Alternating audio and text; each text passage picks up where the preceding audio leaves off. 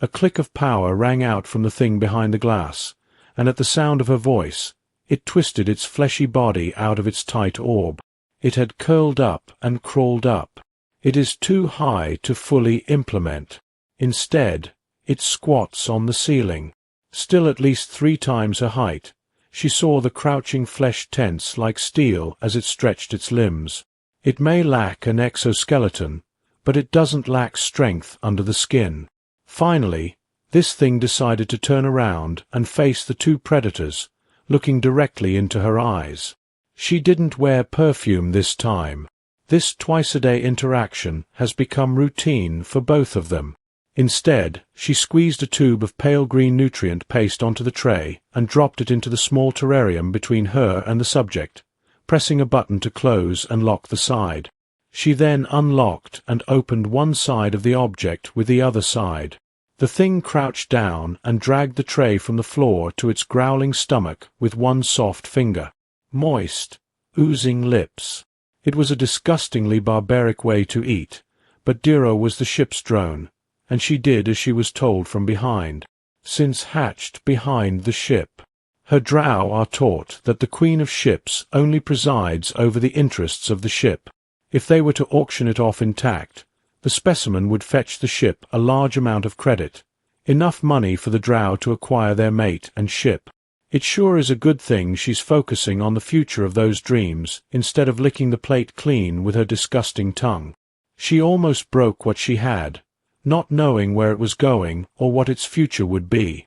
It will eventually become a prize for a private collector, or a prime specimen in a medical laboratory, or a star attraction in oenology or a zoo, constantly being poked, exposed, and observed for the rest of its natural life.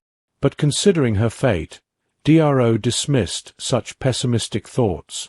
She muttered, the thing having finished its meal, and stared dumbly at her. "Well, if you can't understand me," she continued, "then maybe you deserve your fate." Your stupid animal gently pressed the pallet against the feed box door. Like Dro, it trains. She pressed the button that opened the feeding box on the side of the thing and clicked impatiently. Did she know something was seriously wrong? The tray she had given the case to had clamped open the outside door of the feed box and opened it before she could knock it out. She found herself hitting a glass wall, pulled in by the inside of the thing like a handle. She weakly reached out to press the button that closed the thing's terrarium door, but another hand hit her wrist, redirecting it to another button. The automated system that opens the cage of this thing reacts immediately and at the speed of light to unauthorized access to mobile devices. Red lights and sirens filled the hallways. A scream rang out overhead as the glass slid open. The thing finally pushed her onto the deck, freed her, and pulled her hand out of the feeding box. It walked down the corridor and looked up for the first time. In a long time, it could stand fully erect. She heard something pop from the back of its neck. Its low voice growled with approval. Dro laid on the floor at its feet. Petrified, it looked down at the ship drone as disdainfully as the queen of all queens. Dro was no longer a civilized, intelligent being. She was a terrified insect, with every biological impulse and instinct telling her to run. This was no longer a ship. All she saw was a metal jungle with a beast unleashed. She was afraid to see death in its smiling face. She imagined the sickening crunch of her exoskeleton and the gleaming white teeth gnawing at her body. Her jawbone regretted clicking. "I'm not saying I'm swearing. Please don't kill me." Her jaw was slack. She understands how futile it is to ask for forgiveness from someone who does not understand her. She drew her last bated breath and prepared for the end, but instead of making her lunch, the thing gave her a tight-lipped nod. She saw, for the first time, the intelligent spark in its eyes, not the predator. This nod is not a sign of gratitude from the beast to the one who feeds it. It can be a reluctant admission from one person to another. It overtook her and stretched the mountain against the cabin. The creature carefully studied the cabin and tried the buttons on the wall board next to him. She had to warn the queen, but then Dro found out. She had never had more frightening thoughts than the death she had just experienced. Maybe the benefits of her ship weren't worth the cost. Someone else had to pay. Reluctantly, she calmed down and watched as the creature pulled the manual shift handle, opening the hatch and allowing her to explore the rest of the ship. It would still not be escaped, because now it is not years from its home. Dro only hoped that the queen of her ships would be as forgiving as the soldiers' drones. They always obeyed the queen's orders without question. They knew that even though they were ordered to die, they died for the colony. The queen will never order anything, but the interests of the unmanned aircraft of colonial soldiers will never be questioned by returning the test with a quiet dart. Its cell test did not damage the sample. The orders rang in her head like a gong over and over, accompanied by the rattling footsteps of her battle team through modules 3 and 3. On the way to the dormitory, there is a corridor that stretches over 5 open floors. Crisscrossing the corridors are dozens of small maroon drones rattling from their cocoons, violent tones falling into their observing nostrils, processing, and her team of trooper drones crash below them, halfway to Module 4. This item was last seen in MODS 4 Open, March 4th 11. She calmly looked at the surveillance camera above the hatch, and with a hiss, the hatch parted, allowing them to enter the trans-hatch in the bulkhead between the modules. Numbers 3 and 4 do not have manual overrides. Theoretically, things cannot be avoided, but theoretically, things cannot stand out from their cells. For soldiers went through a closed door, closed her eyes and limbs forward, and treated her nostril wrinkles. She had shyly caught one of her teammates, whose scent was even more pungent than any drone on the ship. They reluctantly stole their own scent glands and trained their air pistols on the empty corridor in front of them. Excess path between the ship's environmental volume. The team gently continued in a 4-dot diamond pattern, with treatment in front of the module that seemed completely devoid of life. Treet was glad to hear her calm, buzzing team of 12 teams. Have you reached Team 10 Mod? Please reply. We are in 11, and we are looking to admit it. The blue soldier drone is bigger than her. She wouldn't think this was still twice as large as what the soldier drone may have done with the flow. She repeated her spiritual spell to limit these invasive ideas. The drones of soldiers do not care about their lives. All they care about is the drone of the colonial soldiers. Not caring about their own lives, they only care about the drone of colonial soldiers. Don't think about your life. They only care about their friends. Treeter's instinct stopped her. Finally, something broke the tense silence. A quick dunk session of luck sounded from the stairwell in front of their team. 10 teams, 12 reports. She set her calendar as static def. Her teams, 10 teams, 12 messages. Again, she felt a pungent smell rising in the air, and she continued to help her friend up, but for several minutes nothing echoed, until there was a frantic clicking sound, faint, like pebbles knocking against each other. Louder than any command in her head. My whole team went down, and I was somewhere in 8th place. After the 3rd hold, I was in the storage room, and it was chasing me. Treet was relieved to hear her friend was alive, but that sigh turned to firm determination. Copy Xiaoxi. Hold on. Let's come quickly. Xiaoxi replied to Treet. She thought she heard a loud crash, and the comm cycle was broken. Let's go, she told her team as she hurried up the stairs ahead of them. They climbed 3 to 8 floors, stopped, and simply looked around the corners for signs of something. Instead, they found only 3 soldier drones. Guests on board noticed that the security camera lens above them had been smashed. Ross stayed with me and covered for us. Treet and Ricky rushed towards their fallen comrade. All 3 had cracked pincers and were oozing a bit of greenish-yellow blood, but they were still breathing, albeit with some effort, and all were riddled with tranquilizer darts, presumably from the airsoft guns missing from their scattered gear. They don't move quickly, and they look like blunt weapons. Ricky analyzes them as he bandages their wounds. She agreed, her jaw set in frustration, as something long, possibly a piece of metal, could have wiped them out from the start. It's smart enough to screw up our cameras and blind our monitors. They need proper medical attention. Ricky concluded that Angerson's hot pepper filled the air. I will not leave here, Creek. For that matter, the three Ricky looked at her commander curiously, as if she had forgotten their mantra. Soldier drones don't care about their lives. They knew that the mantra gave a treat to their wounded as well. Comrades! In addition to bringing them back, this will make us more difficult and leave us vulnerable to another Slazen. I will call for reinforcements and heal the key, and her comm team of 12 and 10 has 3 wounded and 1 missing. I will request reinforcements and medical assistance. We believe the specimen is equipped with an air rifle and negative callback orders.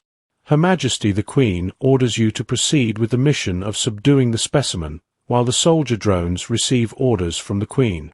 They always follow them without question. Enjoy the mission in the fog of anger, and the Queen of Heri has just released her latest clutch. Her swollen body covered the soldiers drone in front of her like a tray. Most of the ship's corridors were inaccessible to her because of her pure size, but here in her lavishly padded quarters in Module 1, the ceiling even towered over her eyes, usually glazed over the throes of her reproductive labor, with alarming zeal on the screens.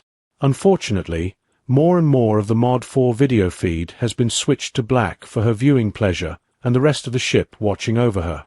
A warrior. The drone did his best to look at her, but did not meet the Queen's majestic gaze.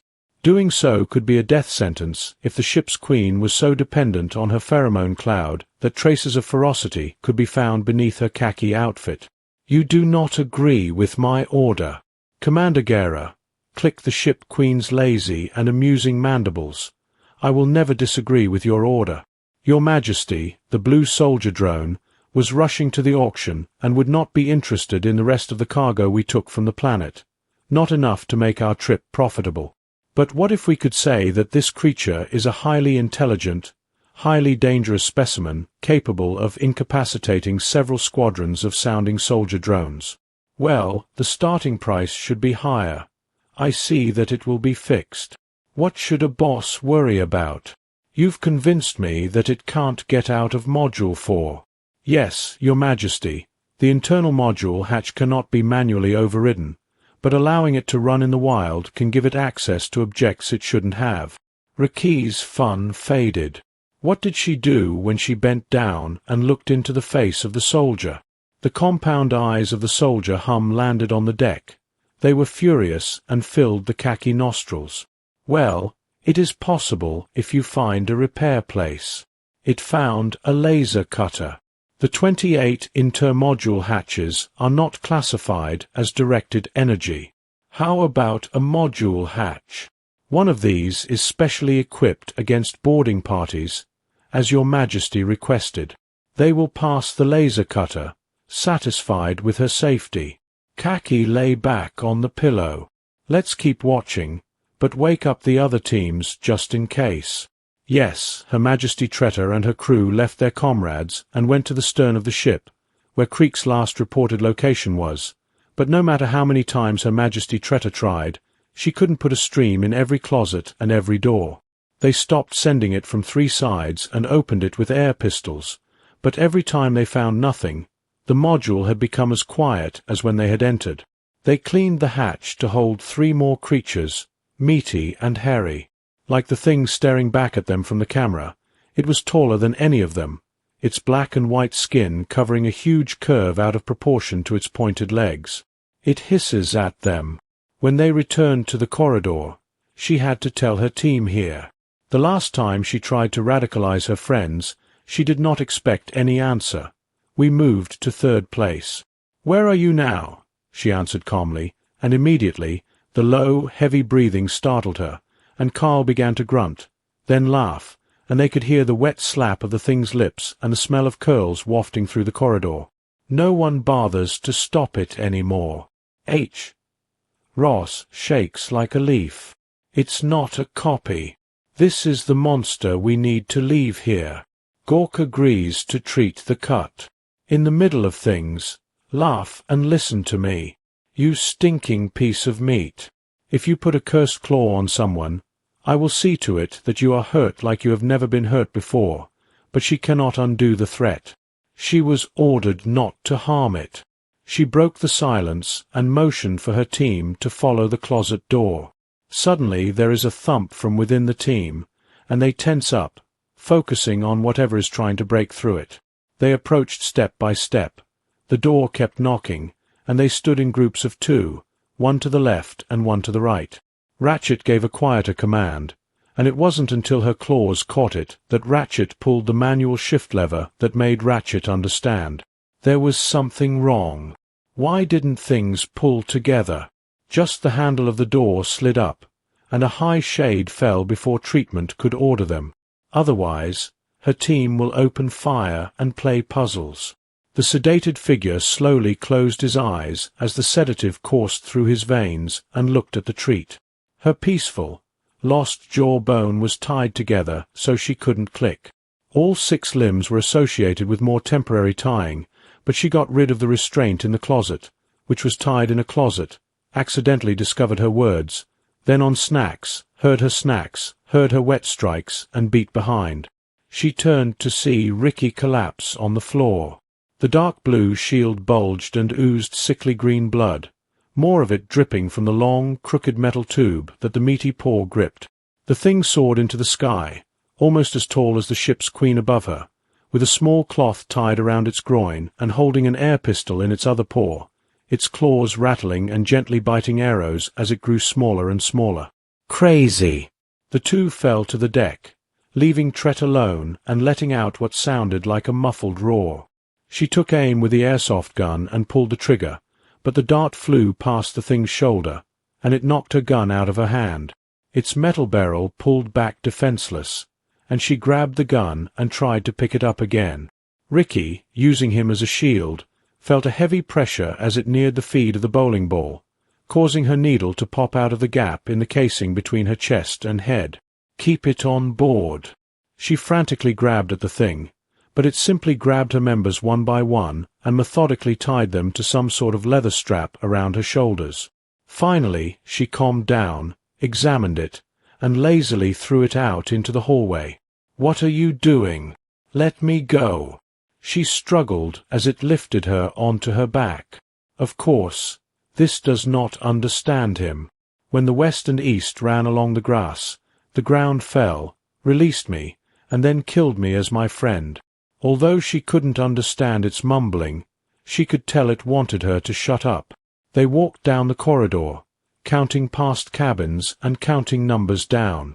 They continued towards Module 3 and stopped at a hatch between the modules. "You can't get out, you know," she said as it sniffed the air against her peppery ong-ron. "There's no handle for you to turn the stupid." It put her on the deck facing the hatch. She tried to climb away, but it pulled her back in with its makeshift rope and tied her to some visible channels on the wall. It put down some sort of bag that was actually just made of the same fabric. It found the loincloth in the bag and just now sewed it in the bag. The thing pulled out a small tool that made Treats spray a fresh trail of fungus.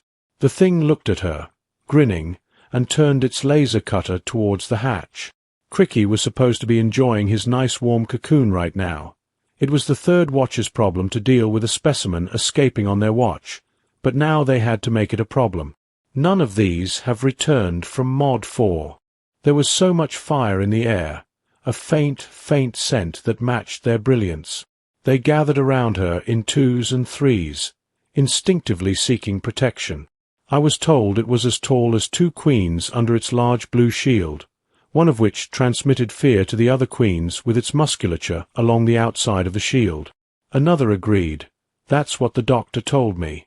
How many limbs does it have?" 6 or 8 might have had a mandible, no, but it had a jaw that could drop and swallow us whole, chirping and laughing, none of them actually falling to the ground. Neither of them had fought the creature before 4 o'clock. They fell silent at her sneer, and one of them decided to speak. "Sorry, Soldierdrone. Yes, you are not wrong. The drone on the ship was chirping. What did it look like? Does it look like other meat bags? Imagine no anger or Alarina without hair. The drones on the ship barked fervently. This new news is highly speculative. It must not have grown up on a planet with cold temperatures. Is it as powerful as the Fury, and one of them summons the scream? She barely laughed. Just an arrow to put it down. Does it have any claws, like anger? No, how does it fight? It has no claws. It has no power without Darren's highest brain. It fights poorly, Cricky muttered one of the ship drones, feeling audacious. Let her own thoughts slip. So why haven't the other soldier drones caught it? Still, Cricky stopped leaning on the railing and quickly took her full height above the crowd. She glared at the pathetic insect that was bold enough to insult her battle sisters. A group of fresh flames stabbed her nostrils and Crick's feet. They warned each other, and they decided to calmly conduct the dialogue elsewhere. Satisfied, Cricky resumed her casual lean on the railing, but her mind bubbled with unease. It was the right question to ask whatever lay beyond that hatch in front of her hatch. 348 somehow managed to handle 2 whole squads of comrades. There is something wrong with this. When she started to see the metal hut surface, it began to melt like wax and began to melt on a long, curved rim. Expanding from the new scene, from red to orange, warmer and warmer, warm to orange in the area, she quickly turned toward the ships behind, and now they follow in a timely manner, and the laser beam cuts upside down. It started, burning the walls behind them. They quickly slid to the second end of the fashion show and then walked up the stairs. With her eyes, she tracks the beam back to the cabin, where she continues to cut off her hot road. It quickly became precarious, and even as she leaned all the way forward to stay on the catwalk, she jumped over the railing, teetered unsteadily on the edge, made noise from the ship's swarm of drones, and sold her drone below, where she fell. Your drone's sly messages from below summon Commander Gera himself to lead his men. Laser cutter, hatch, 348, Cricky, answered, Gra, launched into action. Take out the ship's drones and move them into the module. I wish every weapon could target anything coming out of the hatch. Faithful to their training. A soldier drone goes to work. The little Auburn sisters hurriedly fled as each nostril was blocked by flames. Mostly a faint smoke could be heard from the ship's drones, but every now and then 1 or 2 sharp soldier drones appeared, fearing Creech would release its own scent. Taking up a position on the lower catwalk, she aimed straight for the smoking, glowing hatch, the laser ending its long arc right where it began, then spinning out with a powerful thump. A roughly elliptical section fell right off the center, taller than it was wide. However, the hole is larger than necessary for 2 soldier drones. Nothing came out of the gaping hole except the last traces of smoke. Even Gra, the team to get out of the hole, was not the top color Creech expected. Instead, a dark blue soldier, just like the one that came out of the pit, smelled more fierce and powerful than she had ever smelled before, and Tret's jaw was painfully bound so she couldn't click. Keep firing, keep firing. The commander's orders went to Crikey, and he waited for the target to come over as promised, not fully deployed but bent over her. It was pointing at an airsoft gun, just like theirs. Seeing the 2 soldiers below, Kreha and Tiny, they shook with joy. This stupid beast actually thought that the Kraken was taking care of the enemy attacks, taking it hostage before Gurla could say, fire. Creaky and her battle sisters fired a volley of arrows at the treat and whatever it hid. Flip the treat so her armor shield is facing them, and start using her as a simple shield to fight back. To Creek's surprise, Tret's back turned into a dartboard. She saw 1 or 2 of her sisters sliding over the darts from a thing that skillfully targeted their vulnerable, unjustified. But Cricky did not have time to question, as she realized that she was focused on a creature that illegally showed a little bit of her healing at her from above, pulled inside and outdoors in the flooding footsteps. Searching for the exact moment to pull the trigger, The drug suddenly disappeared from her mental image of the air rifle. Crikey looked away from above and saw her great, dark blue pine and companions falling directly towards her from above. It will hurt. She admitted that the world went dark soon after, and after the concussion, Creech slipped out of her moaning body and got up to see what happened to the thing, but she didn't see the big meat sack. Instead, she saw her comrades knocking on the inside. Module hatch and ended up in Module 2, which was weird. She didn't remember it being closed. The hatch next to it had been cut out and replaced with a smoking, glowing laser-cut hole. She moved to get this door open, and her mates chirped frantically at the camera. Above 238 it didn't respond, and for the first time in her life there was a panicked click from the intercom, and Creek's own flames shot into the air. The only thing standing between the rain and the back of the ship was a swarm of drones. The ship's queen, Hockey, looked at the ship's drone operating her viewing console. The little bug was passed out thanks to the new rotten rank suffocating the ship's queen quarters. She rolled onto her stomach for her own peace, annoyed that she had to mic her own and get this ship's drone to the infirmary. "It is broken. Send me another one, preferably stronger, immediately." "Your Majesty." The intercom obeyed, and she stepped back to watch the chaos unfold on the screens, even though the copy had successfully blocked the hatch it had bolted through. Another 14 were available for her soldiers and drones, and soon they were pouring in from Mod 2 in the back, but the specimens were crushed if given the chance. Her one camera and shrinking screens still work, like a puzzle with missing pieces. She understands the big picture less and less. The beast raged inside Module 2 for 10 minutes or more. Now the old ones were dragged out, which Harkey could direct. The specimen was last seen on the Level 4 seal, all stairwells, and boxed in the 4 squads of soldier drones. Now slightly outgunned from their first skirmish with a specimen, she relayed their confirmation and moved to secure the stairwells, but that was when she saw the Level 2 beast take down 4 more soldier drones with its club-spotted yellow-green. How many soldiers still work? It will make it 9. An unmanned plane responded in front of you, and the latter quickly coughed. Her Majesty King Harkey watched as she and her crew guarded the stairwell as the ship's drone fled from them in terror. "Deliver carrier-based drones to the armory. I want every drone armed, Your Majesty. We do not have enough sedatives to equip all ship drones." "I know. Commandia, it's been long enough," Hockey admitted, her antenna twitching in anger. Gra hesitated. "Yes, Your Majesty," she finally said before grabbing every shipborne drone she could and following her subordinate's progress to the armory's remaining work fodder. 3. She posted guards at 3 checkpoints leading to the armory, which had only one entrance along a long, guarded corridor. Unfortunately, 2 of the checkpoints were under disabled cameras, but Harkey could still hear them being sent over the comm. They were intimidated by the line of ship drones lined up for chemical cannons, but was somewhat reassured by the lethality of their claws compared to the air cannons and arrows.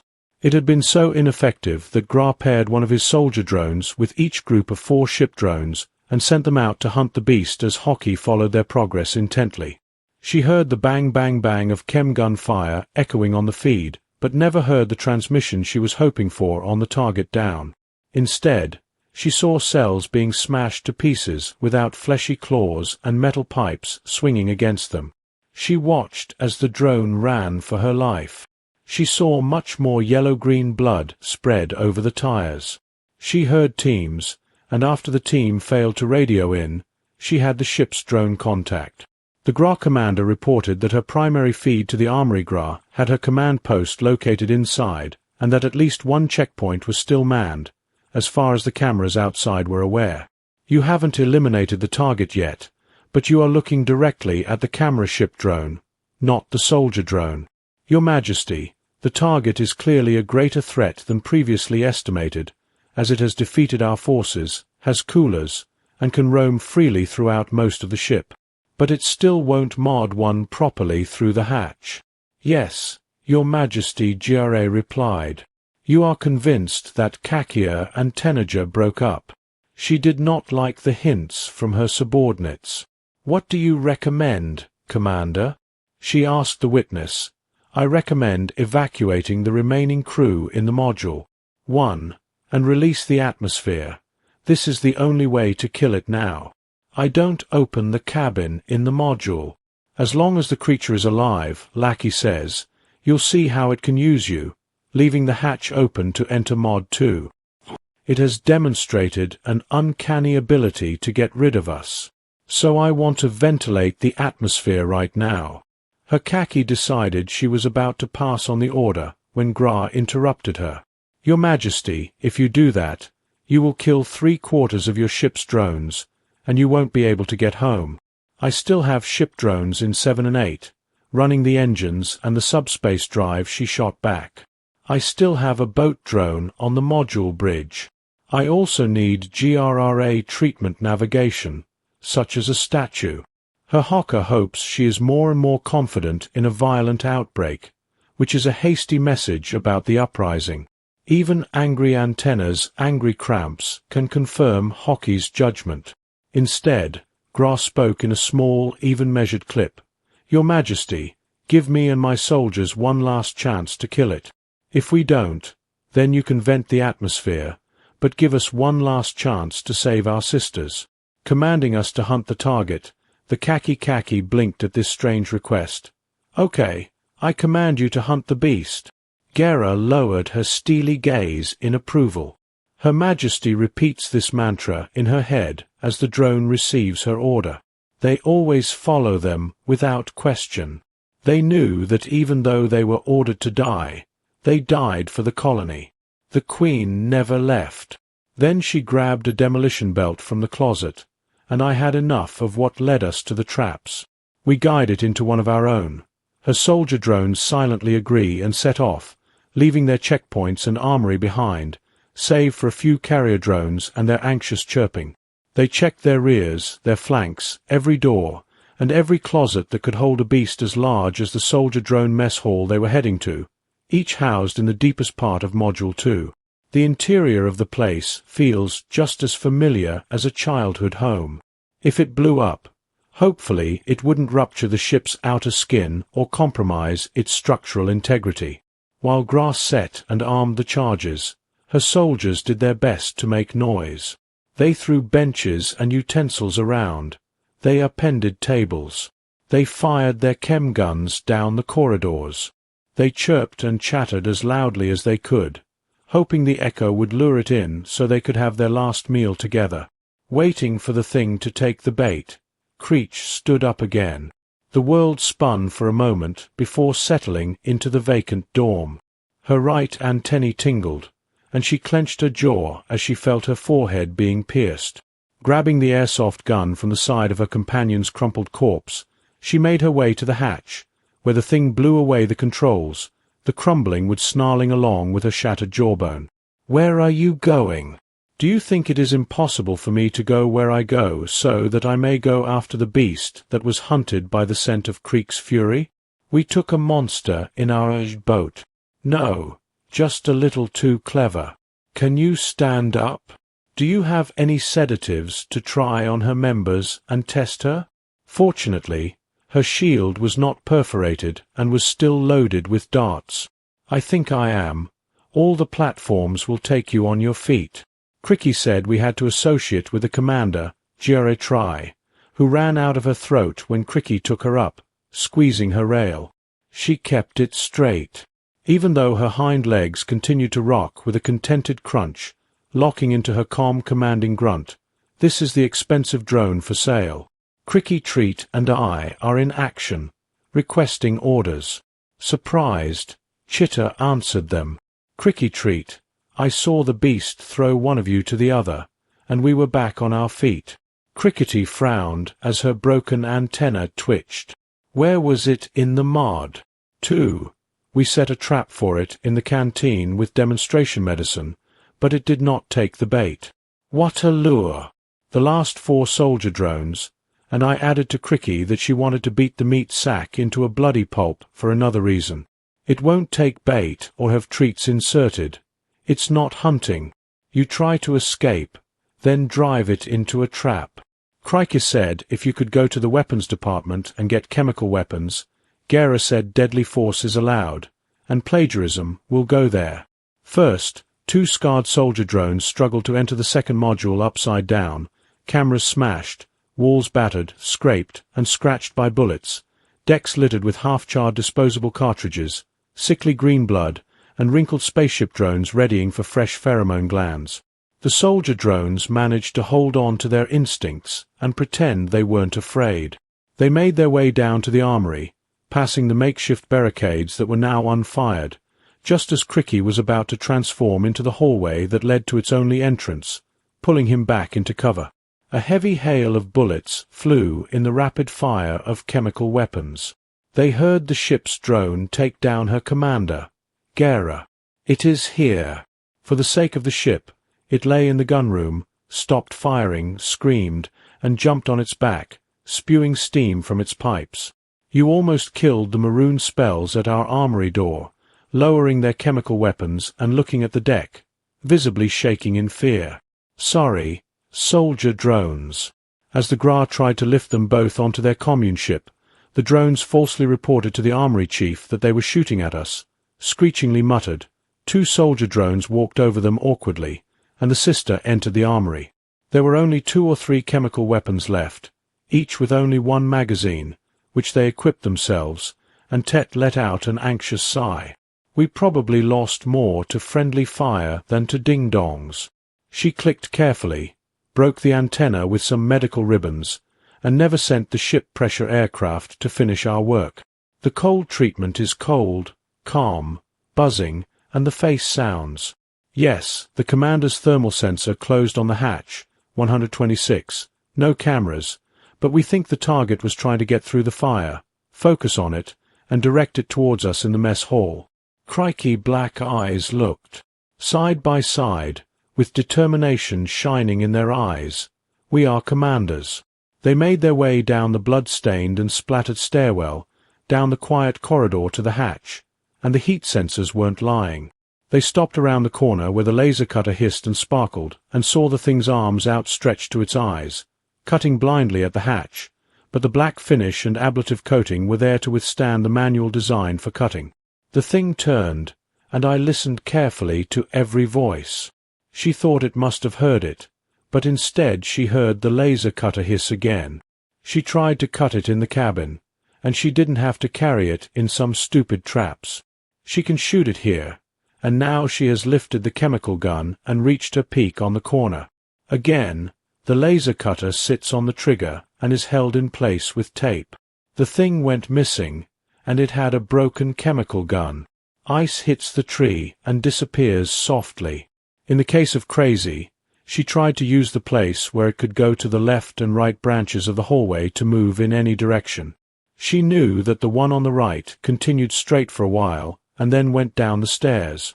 Venster continued in her direction as well, but made a left turn and then another, which led to her going right behind the wheel just in time to fire at the bipedal shadow that appeared from the corner behind them. Shadow retreated to the source, seemingly unscathed, but she pulled the food into her cover for cover, firing shot after shot of the thing that hit them almost as it ricocheted off the walls. Right now, blank engagement. Yes, we have people's attention.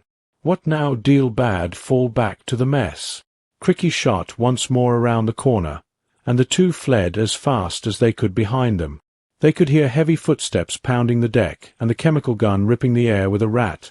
Tat, tat. Cricky stopping only to fire back, hoping she could keep it sour long enough to lead it to the mess. They flew down 2 flights of stairs. They heard the chem guns rattle above them.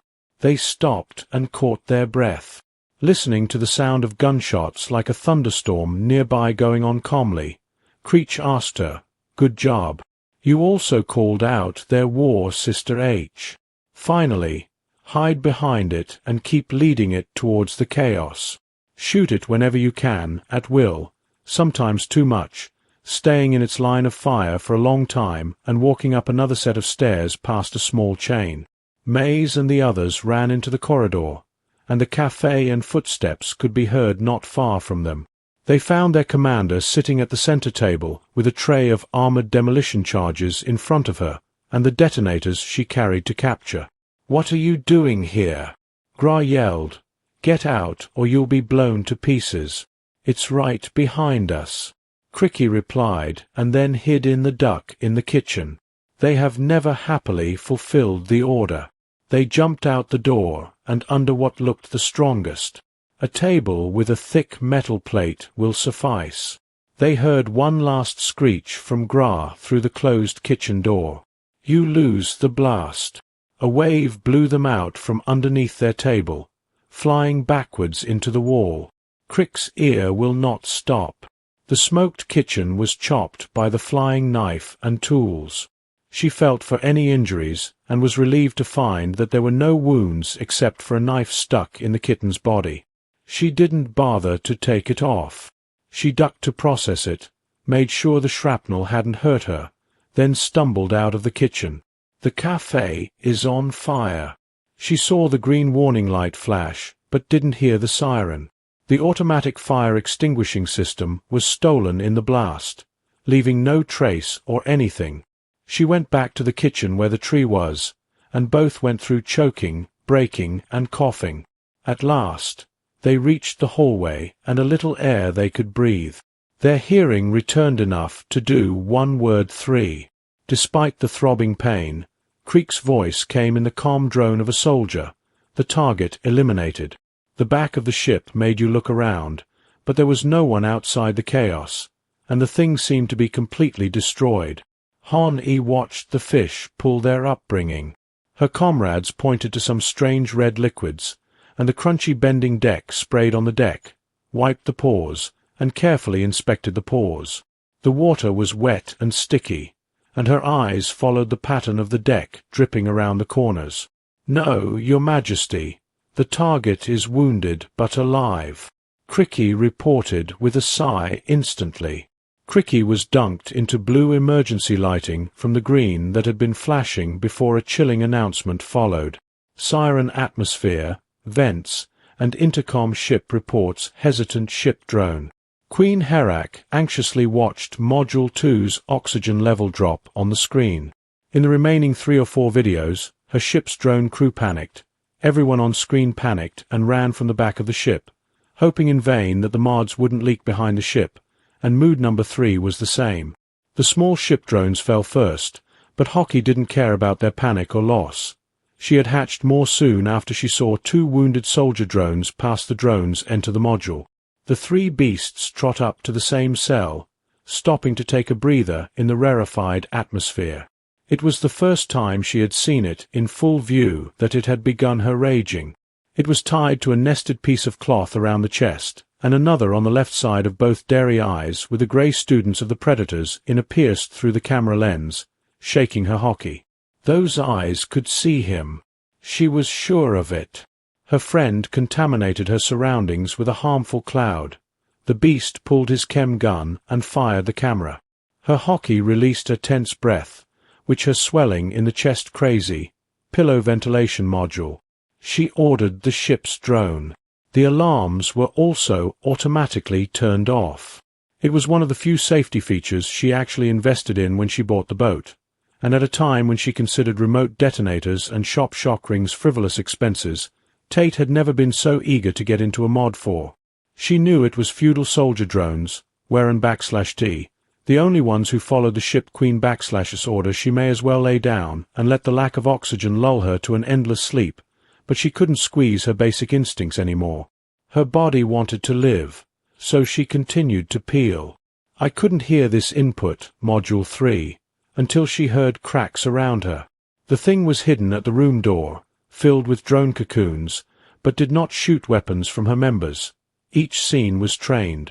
Only on the way out, Cricky dropped her empty magazine on the floor and took one that GR offered her from the open side of the door, covered with a white cloth on an unknown rod that filled it with holes. The white cloth retreated briefly. Then the thing stuck it out again, contorting wildly, trying to get them to do something, confused by the strange behavior.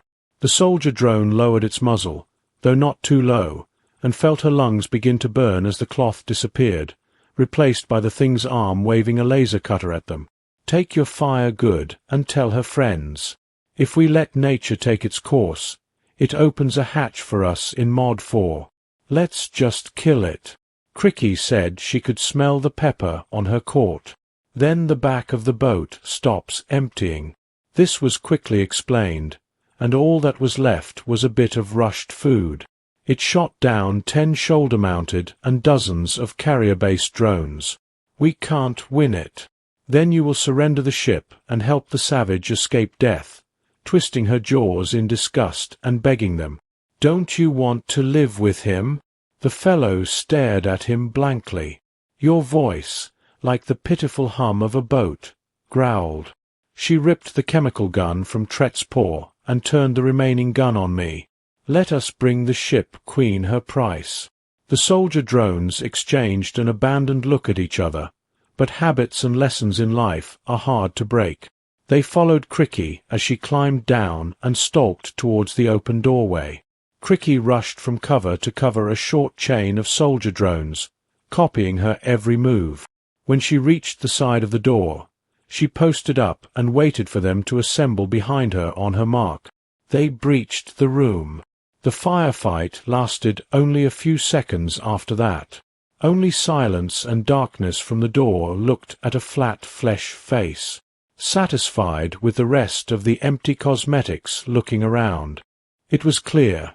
It got out and climbed the stairs to treat its eyes, which no longer looked so predatory. In fact, there was something familiar about them, especially looking at the few dozen arrows still stuck in the treat's shield. Yeah, shame on me. When you force-tied and tumbled down the walkway, could you hurry up and cut the fish snack action down to the hatch? Thing took out the laser cutter and got to work, briefly considering pulling the Ken gun out of her hand and putting a bullet in her chest, but she decided it was too tiring and her knees were weak. What's more, she's now a traitor. Even if she kills something, the ship's queen won't tolerate it. The soldier drones picked up the orders they followed, things cut out, hatches opened, and just as Tret's eyelids began to grow heavy with sleep, it hid almost immediately, but it turned and looked back at her worried gaze. It grabbed her and chucked her through into fresh, breathable air instantly. She was wide awake when the thing climbed through and took its own deep breath. It set her teeth on fire again, but she realized that the gesture didn't mean she was angry. Instead, she seemed as relieved as she was until the module lit up. For also started flashing blue. We must go on, she said, gesticulating wildly, and the thing nodded, though she was unharmed, and they took off. She will find it difficult to keep up with a creature whose stride is at least twice as long as hers, which will pick her up again and charge forward, etc., she chirped amid the commotion. She had almost forgotten about Creek and the other members of her team. She needed to get them out too. Let me down. Let me down. We have to shave my edge, and I didn't notice her click. She changed her view of things. It's still a stupid thug. She caught it in her hand, and it fell from her with a small scream. It looked at her, growling, but she gestured frantically toward the nearby stairwell, and it nodded, followed her, and finally picked her up when it reached the height she indicated. Ricky, H, Ross, Gaga, and Creek all seemed to be unconscious, but fortunately they were all breathing. The thing looked at her. The weird thing is, we have to take them out of the fish mod. They'll die. If we leave them here, she exclaimed. She does pantomime as well as she can. What does she want? What needs to be done is to grab the girlfriend's hind legs and drag the stream across the floor. The thing shook its head, its eyebrows furrowed up. In between, she refuses to move her fleshy limbs to help her friend along the way. Damn, it's the least you can do for them. The thing put a gentle hand on my carp. Then it continued to walk past her, further turning to say, "Wait, come back, don't go away," but it didn't care that she was squealing. She could only pull her friend to safety alone. She began to pull the stream, and a hissing sound caught her attention. She saw a small drone peeking around the corner of the stairwell. "Help me here." The boat drone, 3, called us and caught their eyes on what was left. On the shoulders of the treatment, the red-brown workers slid together on her, and they began to pull, and the stream and kingdom were pulled in the hall. How did you become friends with it? Well, I'm French, and now, with everyone who still wants to live, spoil everyone who I think sells your drone and chew the wood of the drone to pieces. My name, shows Ho's Shrable ship, is unmanned. They heard feet close to the snacks, and the stream turned. Why don't I think she'd be surprised that it came off, walk away from her fallen friend, and place the incapacitated Clank on the cart. Then it grabbed Ricky and placed her next to the creek. Dro helped it as much as possible and lifted Rose and Days up. He carefully placed them on the creek and Ricky's carapace, placing them with his front paws on the load to stabilize it. They guided the thing, pushing the cart towards hatch 458. It cut open that one and the next they outran blue alarm after blue alarm, until they cut into Module 7. There in front of them stood a half-dozen ship drones, looking up from their engineering consoles and blinking at the towering bipad and the stack of wounded soldier drones on a push cart. Trey grabbed the thing /SChem gun before it could snatch it back. She pointed to the ship's drone on the central computer. She waved the muzzle of the gun away from its position. It hummed slowly, giving her a clear view of the subspace drive controls and preventing their ship from crashing into normal space at several times the speed of light. Your Majesty, she called into the camera and followed us while we grabbed it. Ship, you try to give this module a vent as well. I let out a control scream and let the spraying fun lead. The camera did not respond. Instead, she heard the hum of the computer, the screen's activity level dropped, and a distant rumble disappeared. The bridge still has remote control of subspace drives. Now it just sends them back to normal space. The Queen nodded over the intercom and continued. I have already sent out an emergency call. A meaty paw knocked on the door as the captain, the rear frame, growled in excitement, the bar on his chest, and took a deep breath before resuming the set. The door opened, and one of his lieutenants entered in a furry brown fury. Both men had short-shaven hair, not as long as his silver-black superiors, for even Furious' ship was climate-controlled, and they wore frilled suits that covered them from neck to hind feet, ready to be revealed at instant notice. The lieutenant patted his chest. Mate, Captain Spartan calls you on the bridge. We have received alarm calls in response to Bagram representatives, and West Pakistan has developed new avenues of assistance. Yes, sir, he moved. She thinks you need to understand any deviation from your patrol string. Bagram shook the bar and sat up, panting, letting the heat out of his body beneath his hair. Gnawed. He quickly passed it over Bam's long tongue and licked up the cold water between the melting ice cubes. If she responds as our orders call for after a long breath, she finally said after a long breath, then she doesn't have to inform me until after my workout I tell her I'm about to finish.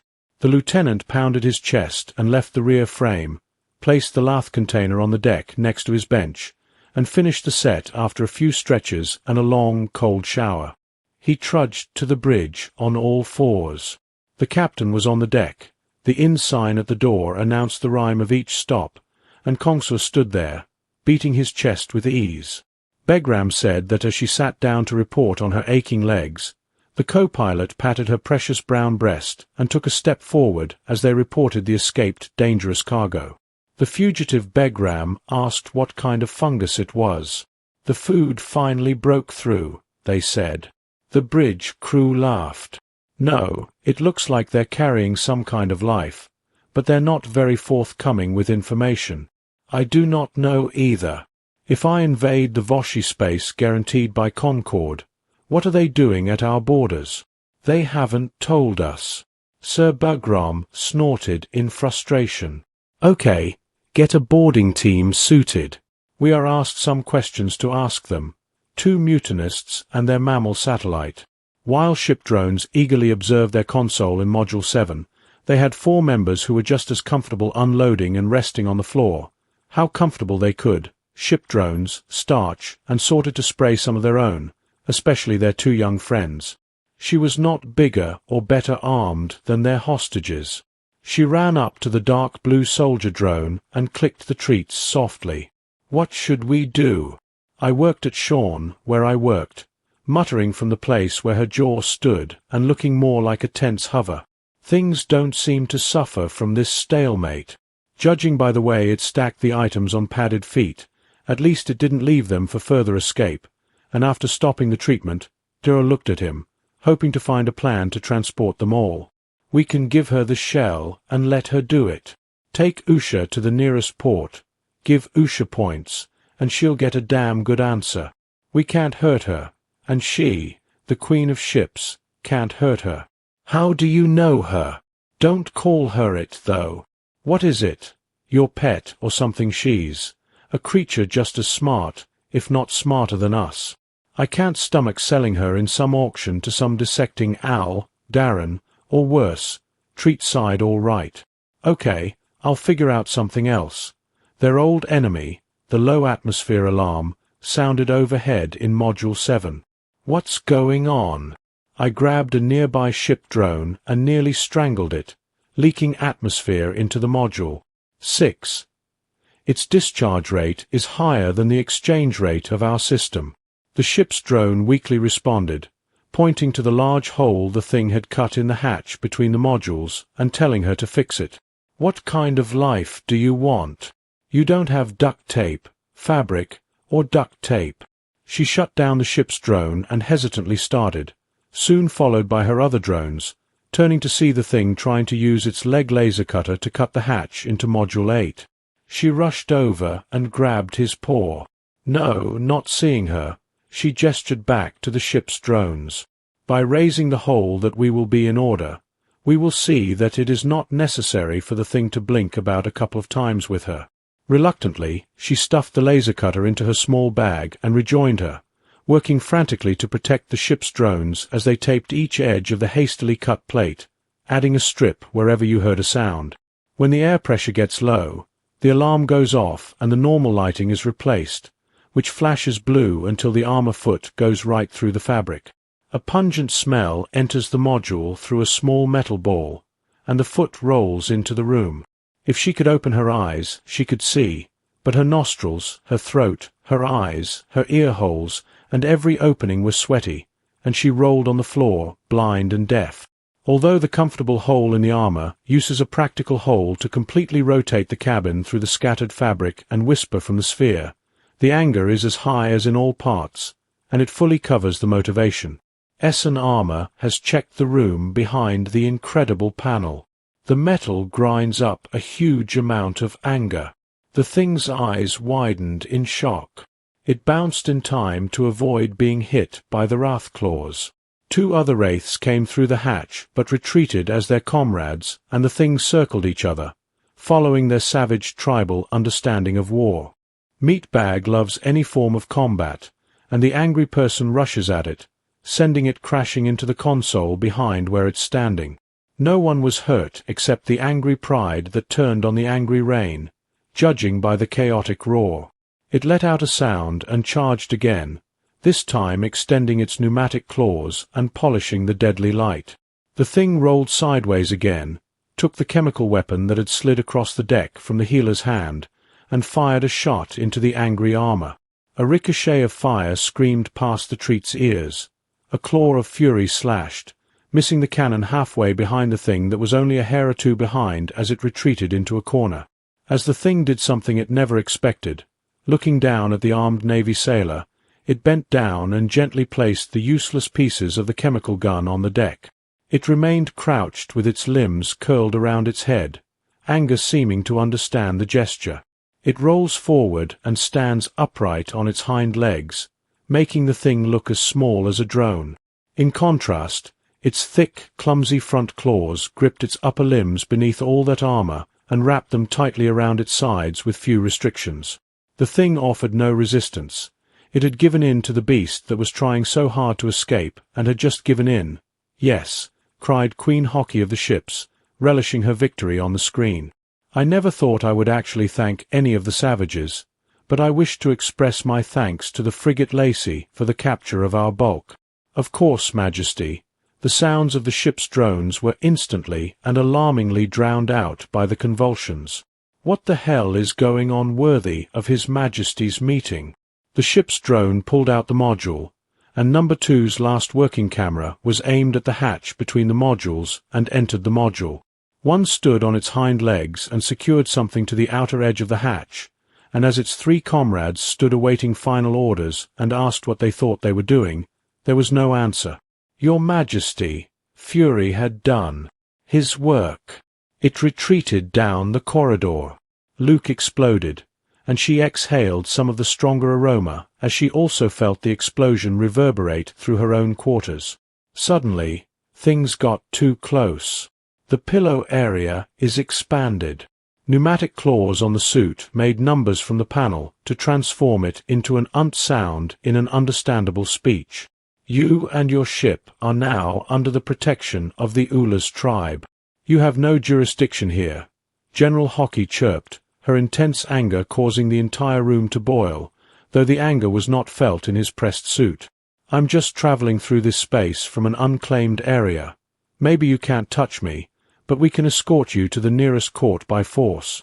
Official advisors misrepresent Alder and Union interests against the Ulash tribe. Unofficially, it means dealing with sobbing mouths on a daily basis. People who haven't evolved enough to communicate without sending shivers down their interlocutors. Kraken are not much better. They used pheromones, and he couldn't smell. He just chirped and clicked. He could hardly distinguish. It is only suitable for their simple casting system. These workers are likely too stupid to see the signs of intelligent evil. Like all other Alderaans, and unlike all other intelligent species, they have 2 brains in their skulls. The hind brain handles all the unpleasant biological needs and motor skills like breathing, eating, sleeping, etc., while the upper brain is free to stretch out and communicate with its relatives. All the masters talk to each other by sharing their memories. A pure language, where symbols and meanings are one and the same, and all the unwieldy syntax and grammar are consigned to the dustbin, belongs, and tongues and teeth never have to learn to please it. Needless to say, it was quite an adjustment mentally and physically to be able to speak Yuroshi. The tongue of this particular Rathi tribe, Malice, was bewildered and not the least infuriated that the 12 tribes didn't have a universal language. Unfortunately, he can't glean the muscle memory of his hindbrain and hindbrain alone from his ex, but he can learn to fluently interpret all the language, growls, grunts, and all, from the afternoon counselor who shared his memories. He has more or less learned to speak their language. Their tongue was so amazing that he didn't have to do anything but end the gelatin cup. When he had to combine the movement of his tongue with the correct opening of the lips or the correct opening of the jaw, it became more complicated or worse. When the distant Queen Derry arrives, her malevolence quickly learns another limitation of the spoken word. The Queen's new emissary arrives in Europe, and no amount of tongue practice can help him learn to click his absent lower jaw and click his tongue. Not accurate enough. So before the trio took their seats in Concord Hall, Graham Yush, the distant queen of mischief in brown, hairy slouches, installed a universal translator capable of turning the grunts of cotton wool into clicks, and vice versa. It was so rare for a new Rash, the smallest of the Rathi tribes and the furthest from known space, to cause an international incident that this was the first time Malice and his colleagues had to sit together in a tribunal. But here the small Yossi patrol frigate had found a Claken ship belonging to a small and insignificant ship Queen trespassing on their border ship, the Queen Hockey. Our investigation is complete, and the Directorate is roaring with malice. Your ship was spotted by one of our patrols. In the frontier zones of our space, the entente of our peaceful expansion specifically assures us that you are not allowed there, and if you are an angry person, the punishment will be much less than their death day, or rather, the Queen of Ships. They gave her padding because of her bloated stomach. She was made to look miserable that she would lose her ship and all the means to support her brood just in time for hatching, as Queen Dri had clearly trained her sister well. As much as evil could tell, the ship's queen wore a properly hunted face to a fault. How do you defend your actions? GZA asked. In fact, my boat and I have delivered the crew on your frigates.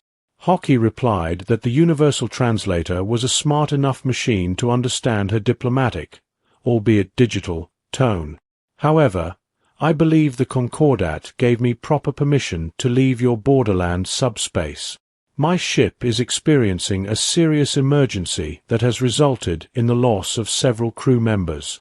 I have the right to go into the common room, send the distress signal, and have Gemma torture him. What was the nature of the emergency? Her response was carefully rehearsed. Part of the biological load became loose and had to be processed.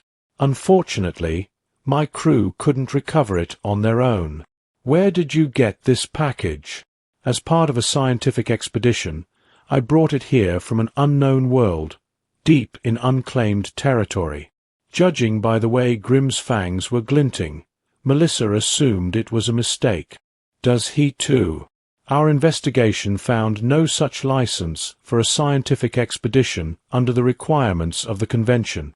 In your ship's logs, perhaps your investment instigators are unfamiliar with CLAC and computer systems. I have it. With a wave of her claw, one of her ship's drones stepped forward. It is very irregular to eject a data disk. Once the facts are found, the queen of the ship, GM, will be refuted. No other evidence can be sent to court. I move to admit the evidence. Father Queen Dutry interrupted maliciously. Zwar, I think the ship queen has provided enough evidence, and Oki's investigation may not be as thorough as previously claimed. To her credit, Guzar had been staring at her for days, and the distant queen's look at the short-nosed beast showed no ill intent. He must decide for himself whether he will accept the proposal or not. He wanted to leave it. Gomza had enough evidence to prove what the queen carried on her ship. He has a genuine contraband intelligence product at his disposal. Malice, on the other hand, was curious as to how far the queen would go to protect the queen of the ship, or at least keep her cargo.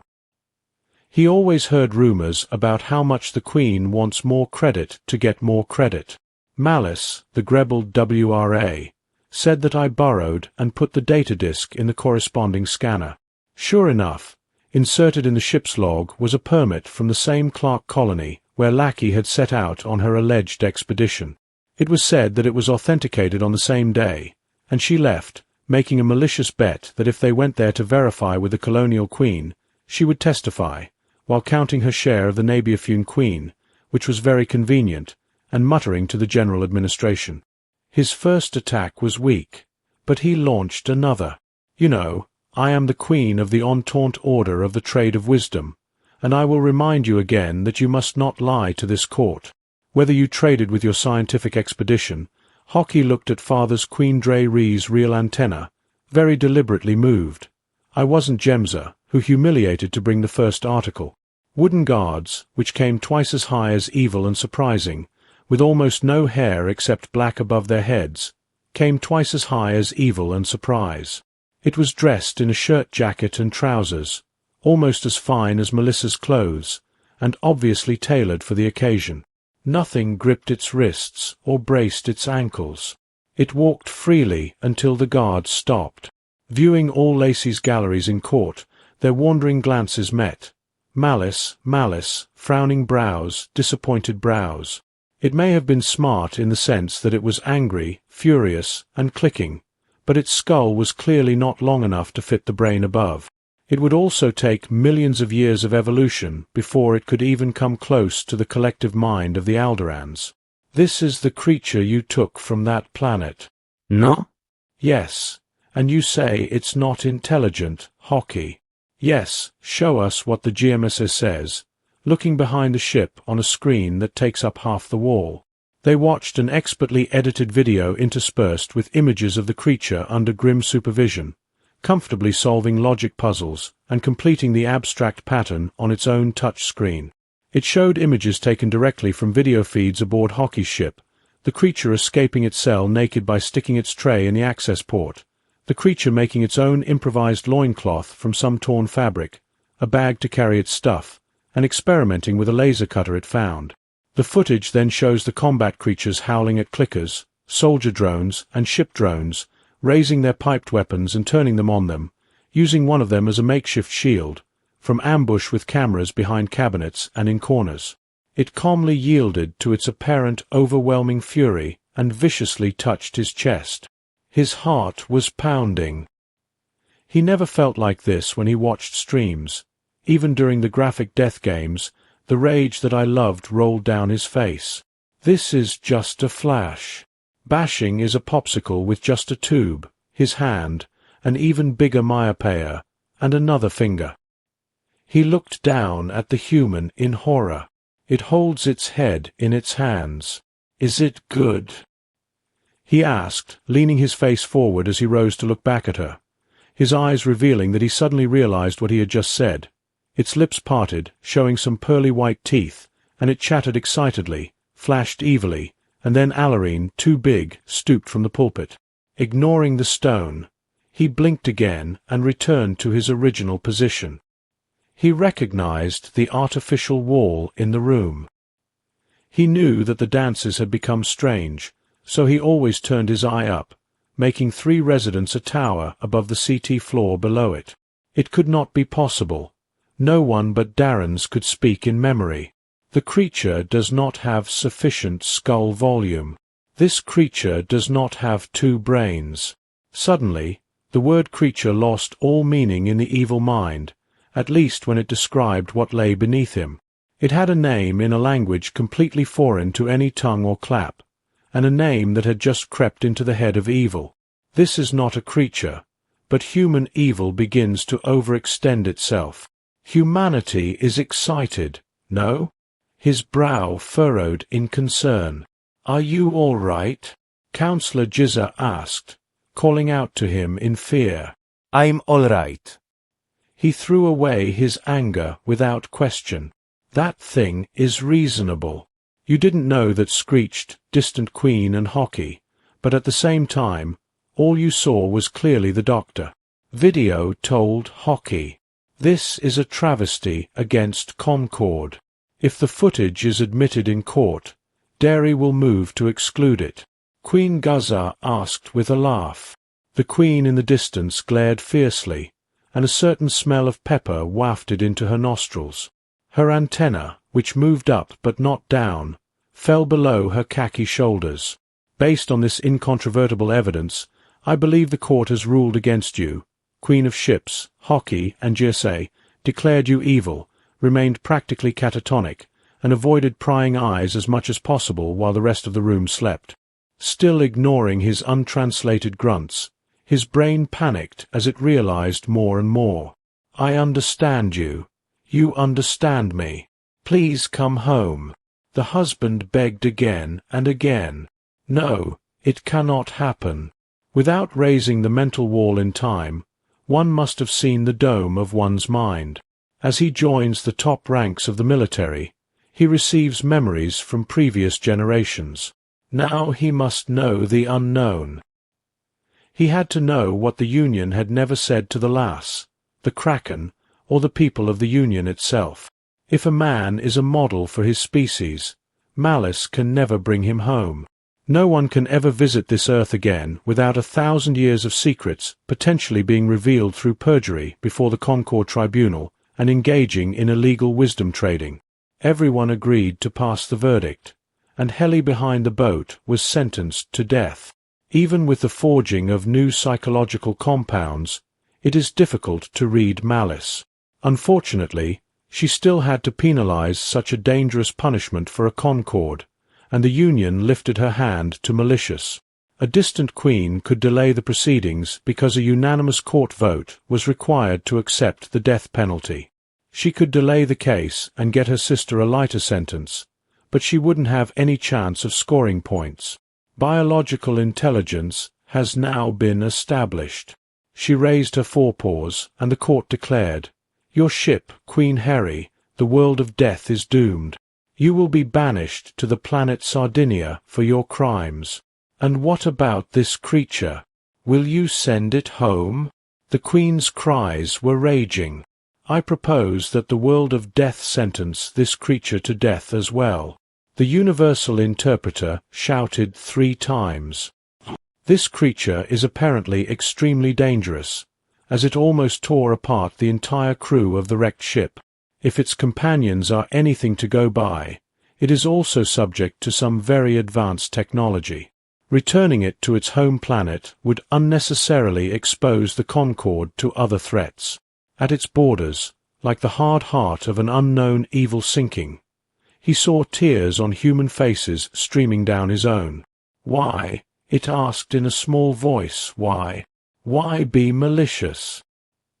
He couldn't stand it, but felt the person press into his mind, making him remember a place he had never seen. The sky. In his alien memories, he saw the sky lit by shooting stars and trees burning in unquenchable flames. People scoffed, thinking they had received the message. It's nothing personal. It was just him looking out for the human race and his own, but instead he saw the human look up and narrow his eyes at him. You will pay me. Second, the proposal, far from the Queen of Delhi, expressed satisfaction at the solution, which made it impossible for anyone to get anything that she herself could not get, which was very irregular, but I think that Jims's decision was influenced by Errol, and the consultant seemed very guilty of influence. This creature will also be sent to Sardis as a threat to Harmony's security, and since the Haki drones cannot serve the Queen without hatching, the answer is to quickly ignore all other alternatives. They must also be sent to Sardis. Maris sighed in frustration, but also in relief, as the human was dragged out of the courtroom. Break the spiritual connection. I said yes, and they also went to Sardis. He turned over in bed, lifted the blanket, and stretched his arms and legs. It was a nightmare to be kidnapped from home. Fighting to escape from giant bugs, he met the first alien he could talk to, at least with his mind, only for that same one to exile him to a death world. It showed him visions of Earth, burning cities, and crumbling everyone. He knew, screaming in horror. Was it showing him? Alex is the future of testing. He shows how severe his struggle with these errors is. He already said it. He pays a price, and he also has some alien memories of his own. A spaceship had now landed on the surface of an unknown world, but under 2 suns that seemed strangely familiar as he sat up. He was surprised. The old spring mattress felt so firm, and it was so light in his bedroom. Was he sleeping? Was he squinting under the harsh light? No, the walls were white as normal, but there was supposed to be a window on that one and a closet door on the other, and weren't they further away from his bed? He grabbed his comforter. This is a thin, dark grey fabric, as rough as wool. That's strange. He remembers it being thick and the padding soft. It had become almost shaggy from all the fabric softener in the washing machine, and when he tried to change the sheets, he found there were no sheets under his arms. He felt Alex jump against the warm metal in panic. He missed the beautiful sea. Green. This is not his bedroom. This is not Earth. He was back in his dream, frowning, when he suddenly pulled on one of his stitches. Even in the quiet room, there was a faint sound of shrapnel in his ears. No, this can't be a dream. It feels so real. He speculated that he traveled to the world of death on some kind of ship. At least he doesn't have to hunker down in this cage. It was tall enough, but only as wide and long as a metal bunk, and he slept on the otherwise blank wall in front of him, with only 2 visible seams, one near the bottom. The shutter opened, and he rushed to open it, but before he could get it, his meal had been pushed in, and the hatch was sealed. He looked through another crack that was about waist height in the wall, and inside it was a small rectangular block of ice. His gaze met one of the small grey eyes, which jumped back in surprise, and Alex felt a rush of fear wash over him. Yes, He can introduce this introduction to this. Somehow, how did he do it? When he first saw him, memories and visions appeared, just like before. They hit him at once, life and death, overloading his mind as if he were trying to drink from a fire hose. The grey man was unaware of the starship and the 2 suns that belonged to it, memories spanning generations but not millennia. Alex wasn't interested in the people he wanted to know.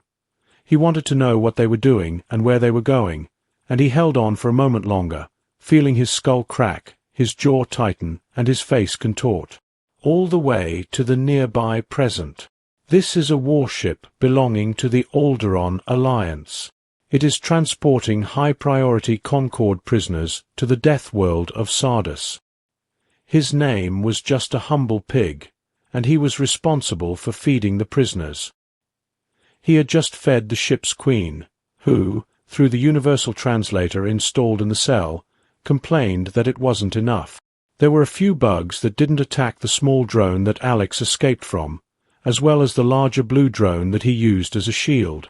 Locked in their cells, fearing that the ship's queen would execute them en route, Alex felt contempt for them.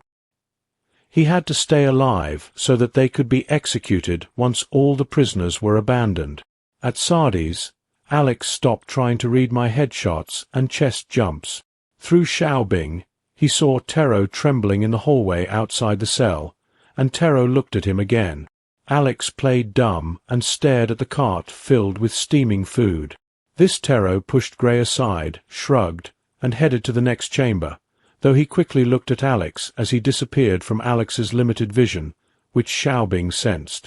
The last moment of intimacy between them dissolved, and he took the reward for his hard work from the cell floor. He knew from following what was inside. He unwrapped the foil like a wrapper and pulled out several freshly made nutrient bars.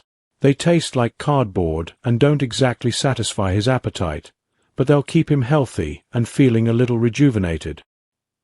He sat back in his hospital bed and thought about how he had to readjust his emotions. His sleep was bad because he was afraid of what he saw.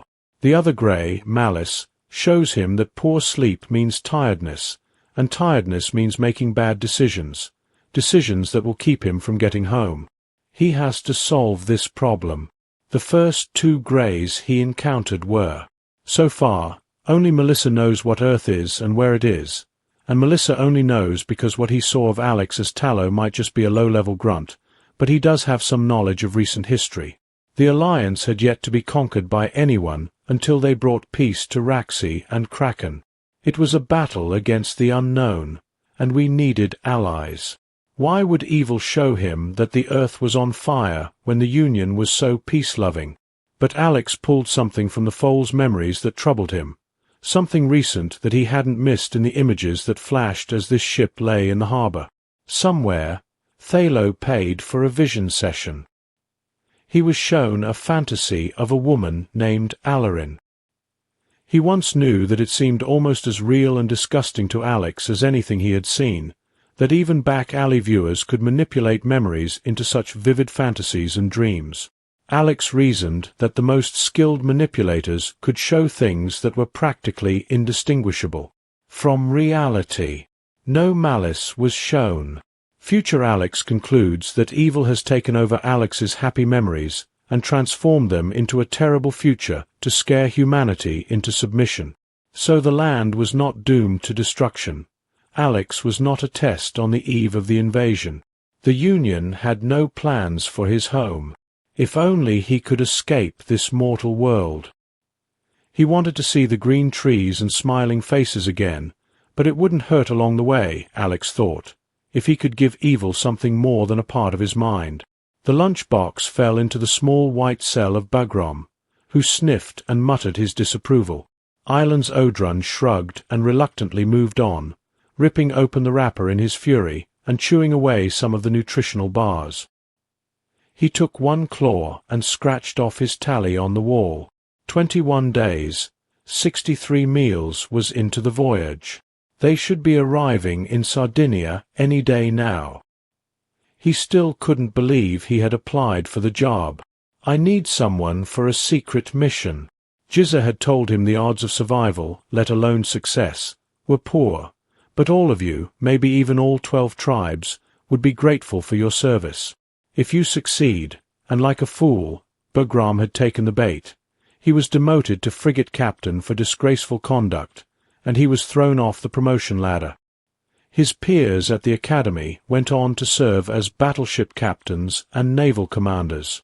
Sent to guard this extremely quiet frontier, he takes every opportunity to seek honor and recognition.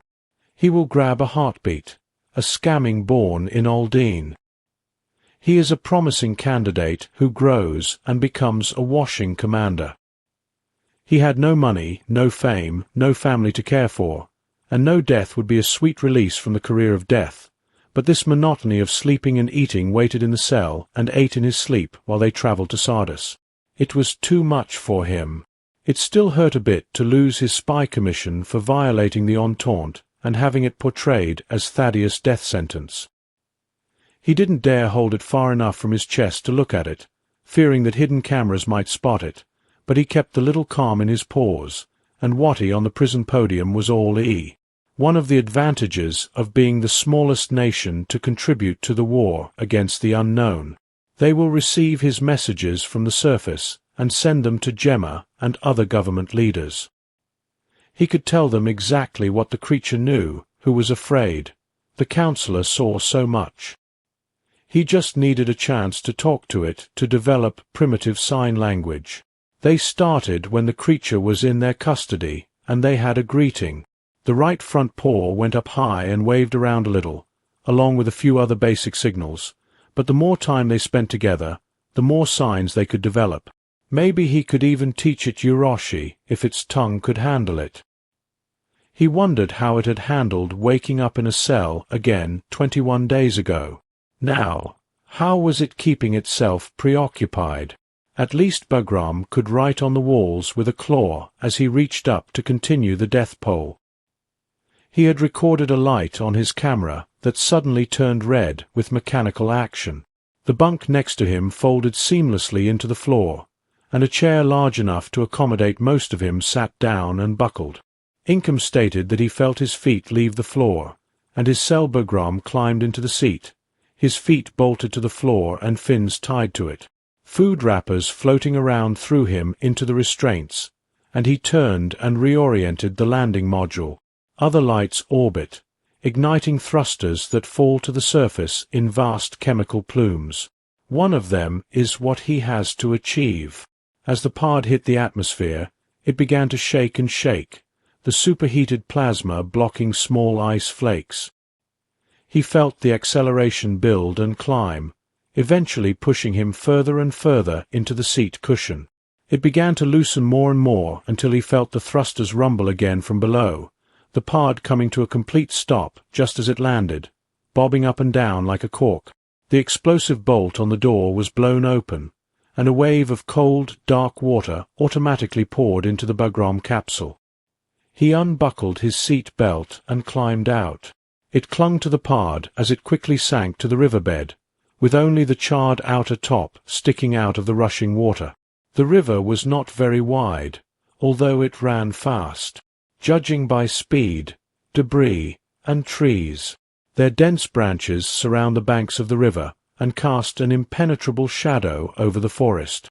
Their dark green blades sent daggers above him like shooting stars to other landings, burning streaks of fire across the pale sky, and Bagram made sure he stayed calm, lit a trail, and swam to the riverbank to follow them. One of them was his goal, Alex. I had never felt so scared before, except for the time he woke up on a stranger's light year from home, but even there he could take control of the situation. He escaped his captors, the Bugs, the Queen, and all her henchmen, and fought their repeated attempts to recapture him, using space, bears, and armor, eventually taking him back into custody, apparently just like Alex. They don't really like the insects either. Here, he had no such control and no opportunity to seize it. His prison cell was actually a landing pad of sorts, and almost without warning, it had taken off on a one-way trip to Sardia's surface. It wasn't until another mind connected with it that Alex found out. They had reached Thad's orbit and prepared him for the seat, and the pod fired him into a final programmed burn. It had no controls for him to steer, not even any screens to monitor his rapid descent. He wasn't an astronaut who knew how to re-enter the atmosphere from orbit, let alone an alien capsule, but the choice at least gave him some comfort. Instead, all he got was a tiny little ice crystal merged by superheated flames as the capsule thundered through the upper atmosphere, shaking so violently that everything blurred into three. Alex hated nothing more than to watch things spiral out of his control. He clung to his safety, a harness with a white-knuckled grip tighter than steel, and took quick, shallow breaths, his lungs crushed by the G-load and his own fright. The acceleration slackened enough for him to quit. Gritting his teeth and groaning in frustration, the flames on the top of the ice ball disappeared, replaced by a blue sky. He sat calmly in the capsule and counted the seconds. Doesn't this thing have a parachute or some way to slow it down? Why he doesn't install them is because there's something wrong with his pod, or Sardis is a Deathworld because, at crazy times, they ram prisoners into it at hundreds of kilometers an hour. Either answer could be true. He was thrown into the harness, and outside he heard the roar of the engines, and he breathed a sigh of relief. He felt the acceleration cancel out to be almost imperceptible. Then the thrusters cut out. He screamed as he felt his stomach fall free again, but just a second later, his capsule hit the ground hard. The door was blown open by explosive bolts, and he was bathed in blinding sunlight compared to the darkness of the capsule. He wasted no time unbuckling his seat belt and climbing out. He would never repeat that experience again, his feet still wearing the shoes the bear had made for him when he landed on the thorns in the short bushes. He took a deep breath. The foreign air was fresh, like an autumn morning in a dead world. It seemed to him like the perfect place to live. The air is definitely not poisonous. He grabbed a handful of the medicine and rubbed it between his fingers. It is also not pungent or poisonous. No. Judging by the whole plant life, he saw a whole arrow's head forest. The trees waited for him on the slope below. This was quite a booming place. His capsule fell on a windswept mountain, about halfway to the top. He didn't want to leave his only good shelter, but he needed a better view of the terrain from above. He took one last look into his cabin to see if they had given him anything useful for survival, such as matches, a knife, or some rations, but to his dismay, all he saw were empty chairs. There are still some good materials to be harvested, and a lake pad can be a good pad. At least he reached the top and surveyed the area. The forest spread out around the winding river behind him, while the hills circled the hinterland, and the broad purple plain spread out before the white peaks in the distance, leaving many valleys hidden from his observation in one or two rows. A thin cigarette, like the smoke that occasionally breaks through the forest canopy. It would take a good day's march to invest in any of them, like flaming meteors and dozens of capsules streaking across the sky. Over him. He missed the chance as the two men fell silently from the sky behind him until it was almost too late. This time he heard the roar of the thrusters echo in his chest as much as they echoed in his ears, and ducked away as a pair of pods completed their final descent above his head. They stepped into a rocky ravine that had been cut by a jet of water on this side of the mountain, and Alex climbed down from the horizon onto a boulder cover. He did not want to reveal his position or condition. Two pods exploded from one of the hasty hatches, forming a row of maroon insects, 12 long in all, which saved the same back that had kidnapped Alex. If her swollen belly was any indication, it was tight. They put him down and surrounded him, the other two mistakes. He acknowledged a red-brown, one of whom was a larger fleet of blue relatives, those who helped him. They shared their capsule with the 4 other insects he had helped them save from suffocation, but after some antennae, twitching, and cracking of the lower jaw, the 4 walked away from the navy blue bug to rejoin the ship's queen. They are the only ones who dare to hesitate and come and treat me. Your captain, who is no longer Ricky, taunts you about betraying the colony, and she heads across Stony Brook to look after the ship. Queen Rose silently prayed the drones of the soldiers, called that ship, dropped and escorted me. Sorry to treat me before Rose received the order, said, and turned away here. Gawk left the stream at a trot, her partner and best friend still with her front paws on her shoulders. Please turn. She has put you at a dead end. What do you think she will do with you now? We are born for death. We were born and died for the good of the colonies. This was not about being pushed back in the interests of the colonies. She says she killed the entire ship. Half the ship buzzed itself before it arrived. The only reason she stopped was because we hijacked the subspace drive. She wanted to destroy the entire colony.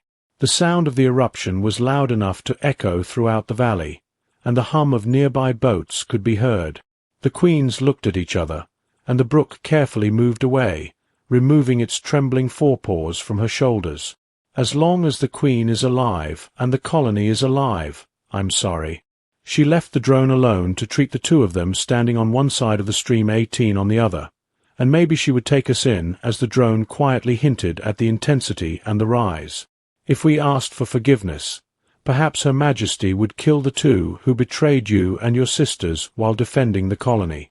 The ship shouted. Queen Creek stopped halfway between the ship's queen and the treat.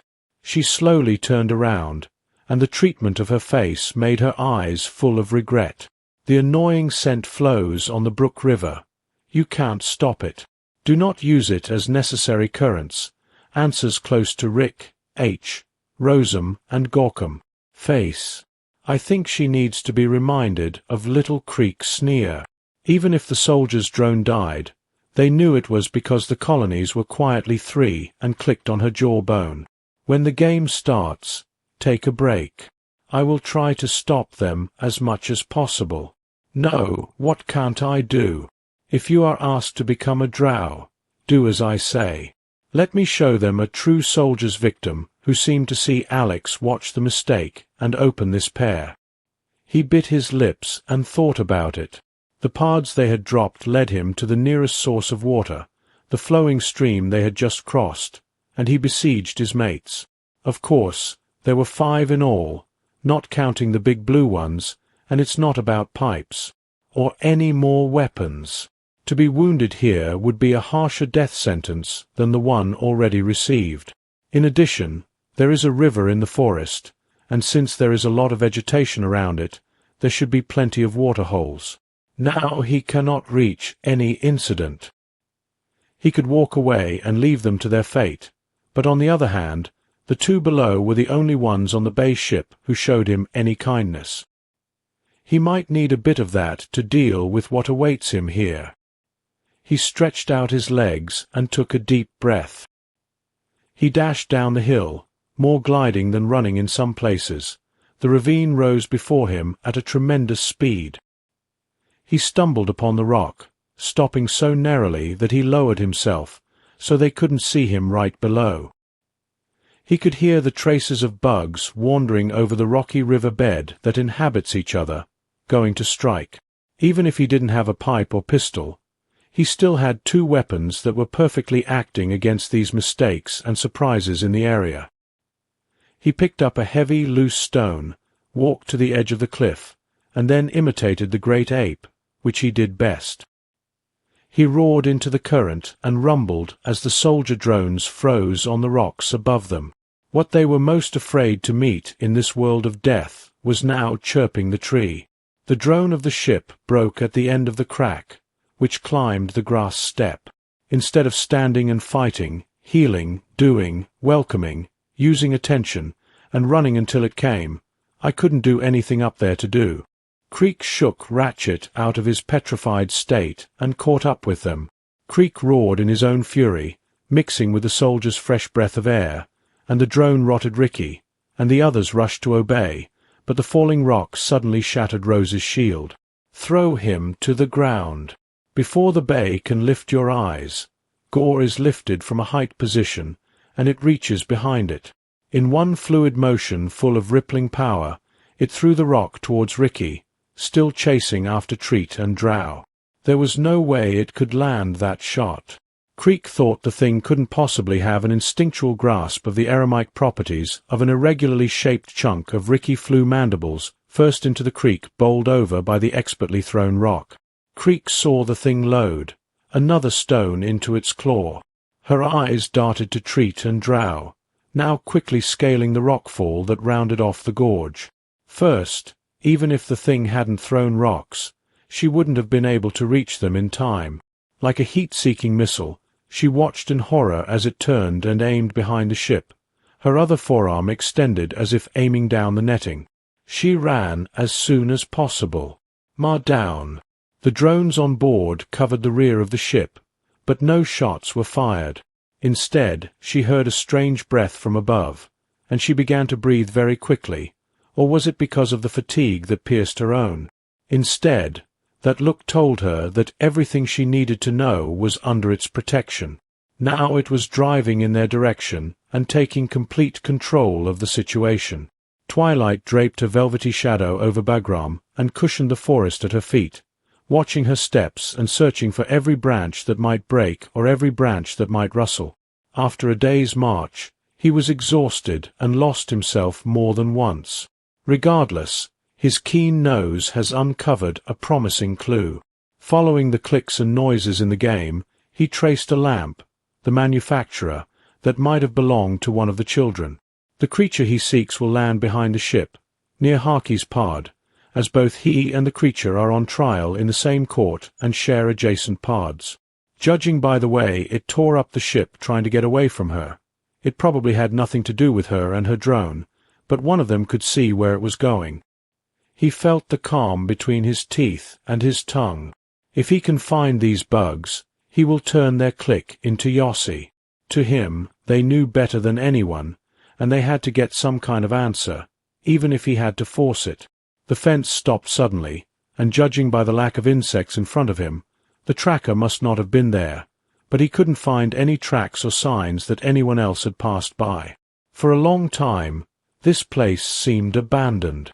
But Grom knew better. He was about to be assaulted.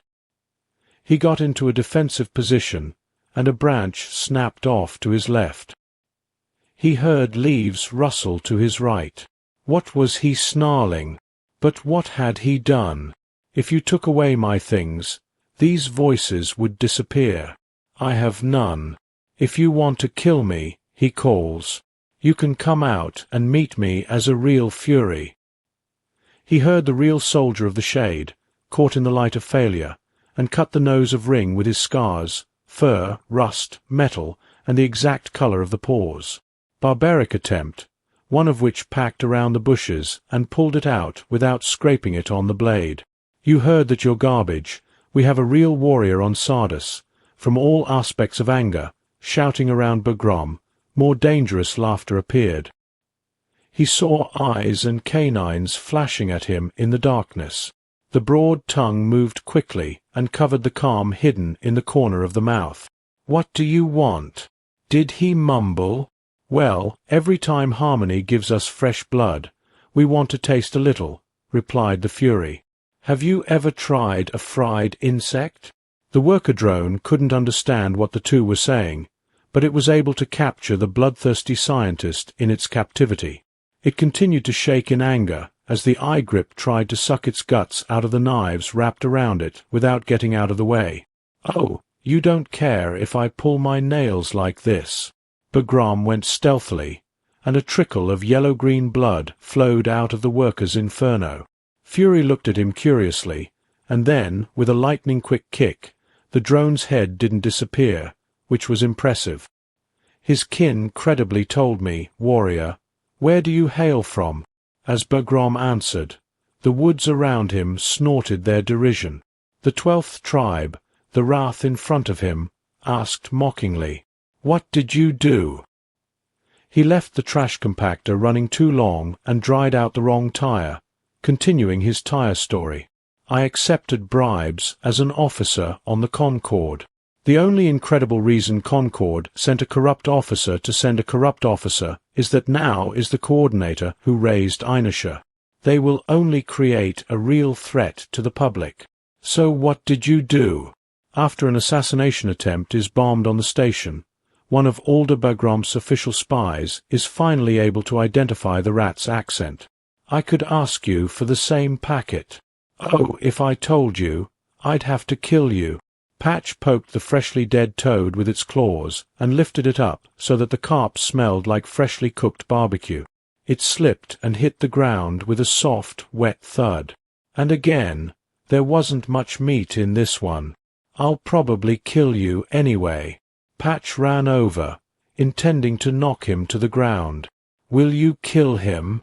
Bugrom froze, feigning fear, and just before his opponent knocked him down, Bugrom lunged at him, crashing his forehead into the other angry men. Both rolled for a while, but Bugrom recovered faster. He furiously caressed the neck and face of the most vulnerable places. His muzzle caught the enemy's eyes, and with an ear-piercing howl, the Pachee bled profusely and blindly slashed its metal claws at the empty air. These aimless hits had the desired effect of pushing the Bugrom back, but Captain Yulash deflected off the Bugrom's right wing, and I couldn't see where it was stuck. Then he takes responsibility for himself. Pachee was on the ground, flapping wildly. Bugrom jumped on top of him to hold him down, grabbing his 4 legs together at the ankles and isolating the sharpened blades. He laid the beast down with a blow to the neck, blood dripping from an artery. He kills him in seconds. Bugram didn't like the coat and flesh, so he went on and looked at the forest. He said this to the eyes peering out from the shadows. He said angrily that they looked much weaker now.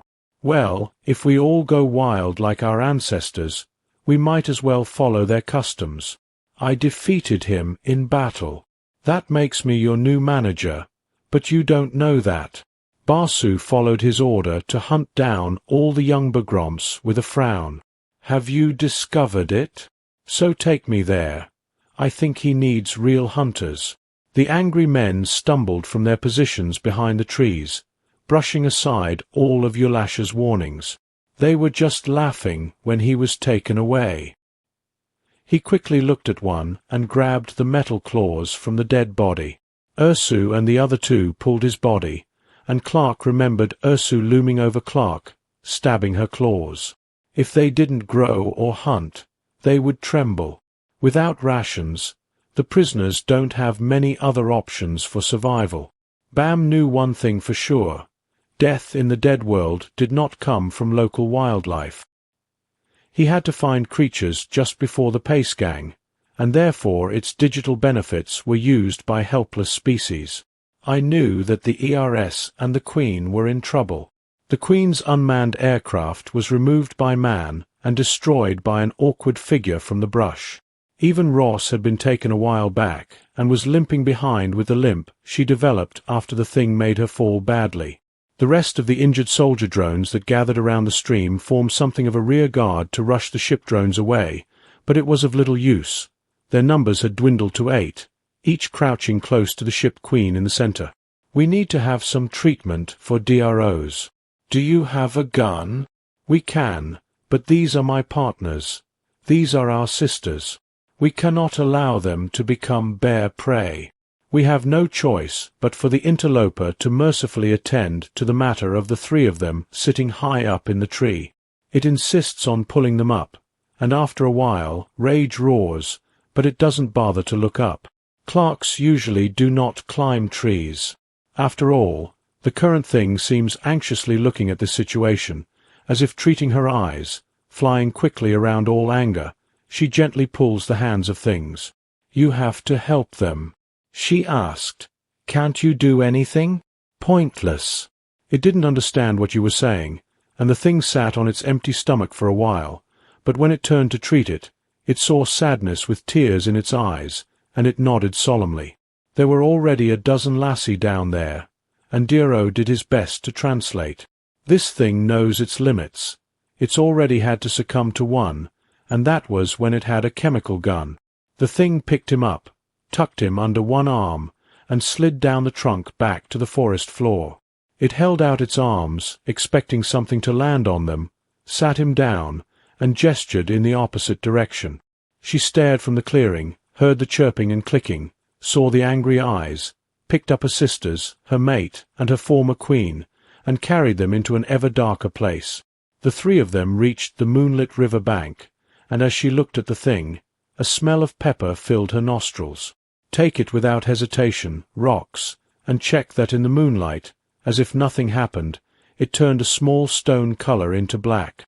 There seems to be nothing special, but this thing makes her be in beings, trying to make her wipe it like pure gold, bloody stones, and firmly grab the stones she saw, which she had to some extent seeing a determined eye flash, is much smaller than the stones thrown earlier. This thing will conquer those who see the first rays of dawn creep into the rocky overhangs where they sleep beneath the insects. He is like a melting pot. They are close to him, but their shells do not provide much insulation material. He needs a shelter's best friend and primitive people's best friend to shoot under fresh light. He examined a hand-sized black flint he found on the river bank. He picked up the hammerstone of his choice, a river stone smoothed by raking, and experimented with flint. All hit bugs most, sound. Sorry, he muttered, and the hammer was crushed out of a big piece of good thin. Here, he stood up and leaned against the rocky ceiling. We must be on our way. The bug winked at him. They did not understand what he said, but they could understand the meaning of his movements. But he still didn't stop talking to them. Having someone to talk to helped him stay sober. He had no volleyball, and he made some dark mistakes with his fingers. The watts were at the foot. At this moment, he moistened his chapped lips. A day without water, let alone 3 days, was his absolute limit, no matter how tempting the river looked. He could not bend down to drink water. He doesn't want aliens that look like bacteria or parasites drinking unfiltered and raw water. He sighed, another reminder of his need for fire. They crossed the river just upstream, where rocks and driftwood made the rapids passable without getting wet. They found themselves again on the same bank of the river where they had landed. His pod would provide ample shelter, but it must be clearly visible for miles sitting on the side of the grassy hill. Maybe one of the bug pods down in the gorge would serve better.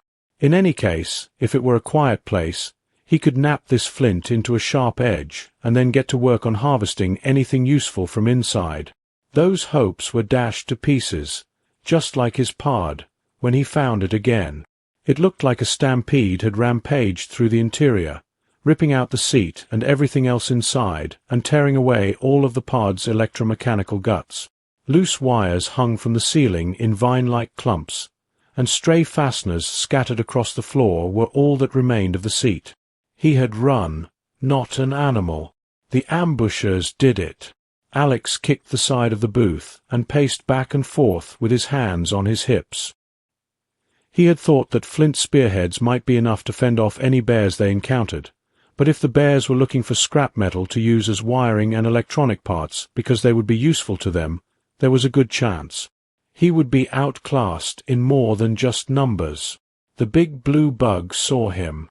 Oddly, the little red guy muttered something as he peered into the capsule to see if he had any good ideas, then laughed when his twitching disgust reminded him. Then again, I only hit you with a pipe. He held flint in his hand. Then he hid in the capsule and pressed the red button sideways. He picked up a small L bracket that probably bolted the seat to the floor. The metal felt thick and heavy in his palm, unlike the missing or broken pieces of metal that protruded from the rest of the inside. He grabbed it, hit it on the flat side, and avoided cutting off another piece. A small spark of hope glittered. The hot orange departed from Flint's, excited that he had turned to mistakes. He hit him several times in front of their eyes. The children withdrew into the next fire. This time, he cried and jumped a little more, startled. We just need to find something dry to catch it. He searched the cauldron again, but everything that could be used for a fire had been taken. So he settled on a pallet-like piece of metal, which, if pulled from the pile of wires with about the force of his forearm, would serve as a fireproof vessel for boiling water, so that he could look out into the forest again. He thought there might be something dry enough and flammable.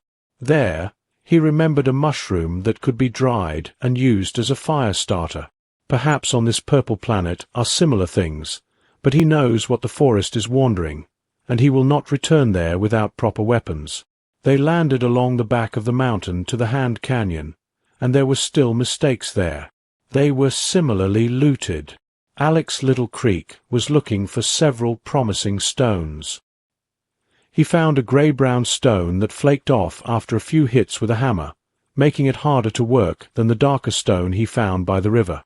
Climbing out of the canyons and into the bare hills surrounding the plains, they traversed dales and valleys, avoiding pointing themselves toward the sky and taking advantage of the canopies of shrubs or trees that grow here. They certainly stopped to listen for strange calls and upheavals, unlike the insects that occasionally shopped behind him, but they didn't hear anything resembling a bear's roar. Eventually they found a secluded spot with no traps bigger than his thumb, and we camped there. Take him to court.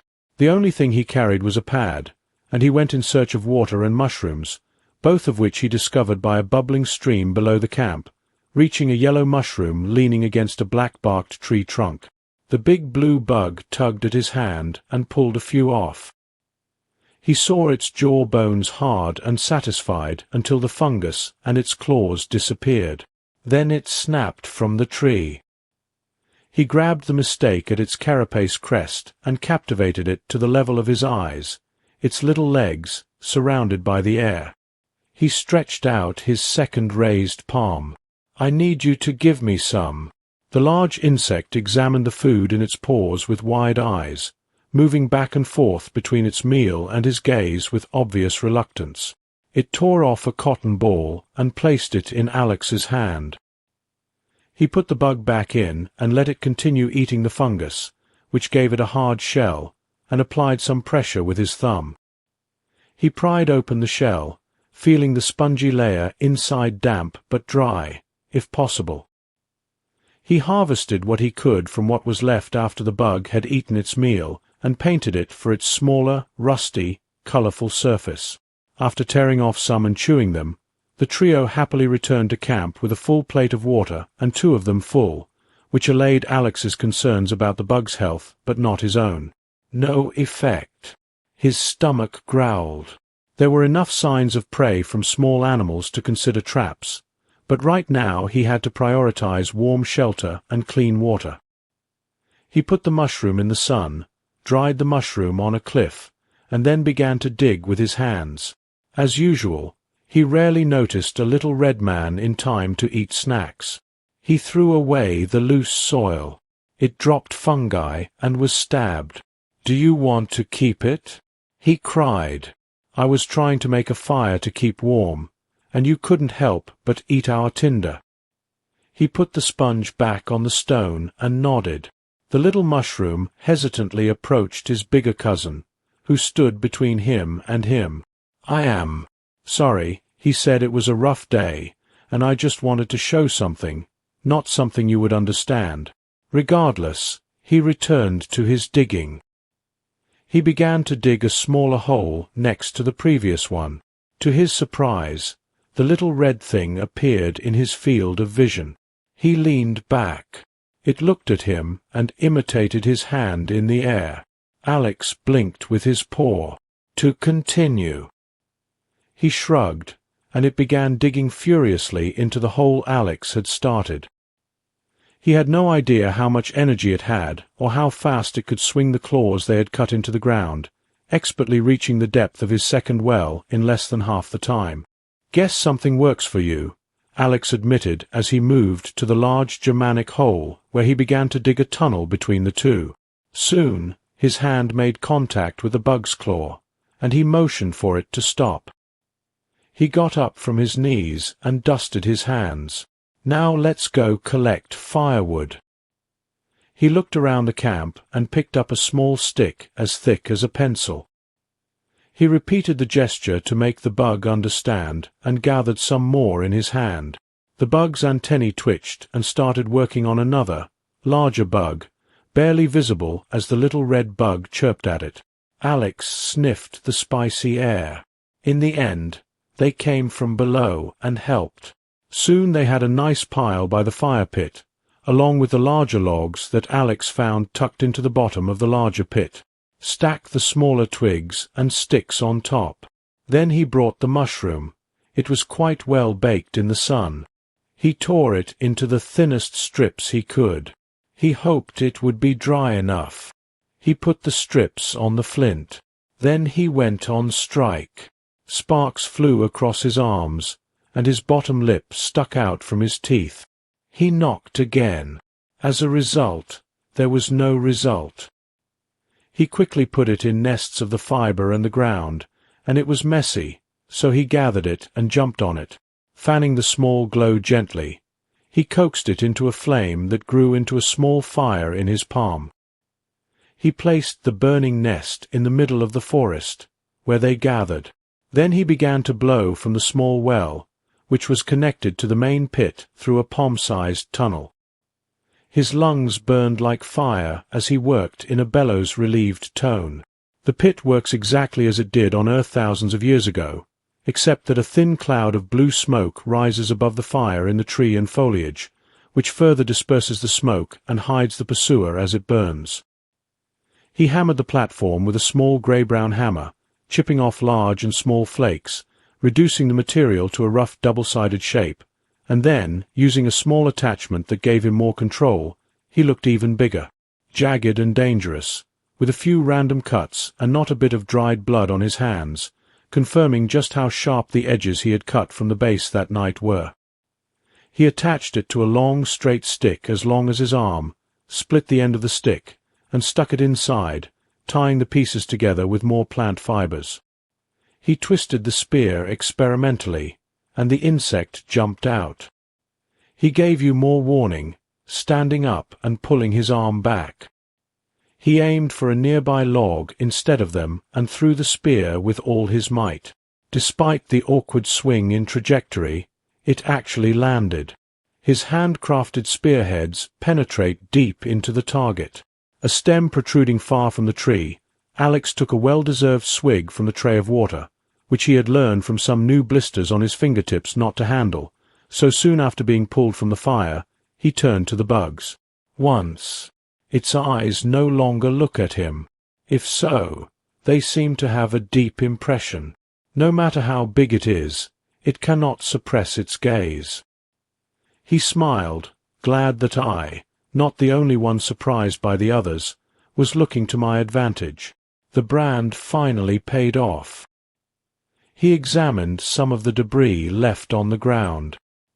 He wanted to keep some for future arrowheads, but it was better to use the two largest flakes. Now let's get you both some hardware from your own DRO that clicked into her mandible, drooling from her small lips between them. The mushroom was sitting on the rock right where the rain had left it, basking in the sun and waiting to be devoured. Apparently the thing wanted to keep some of what it found, treat it as one of her pets, and force her to give her a piece. But what does it want now? When this pit was dug, it was not buried. She knows well that the mushroom does not grow in the ground. What a waste it would be with the doctor's stomach still grumbling for more.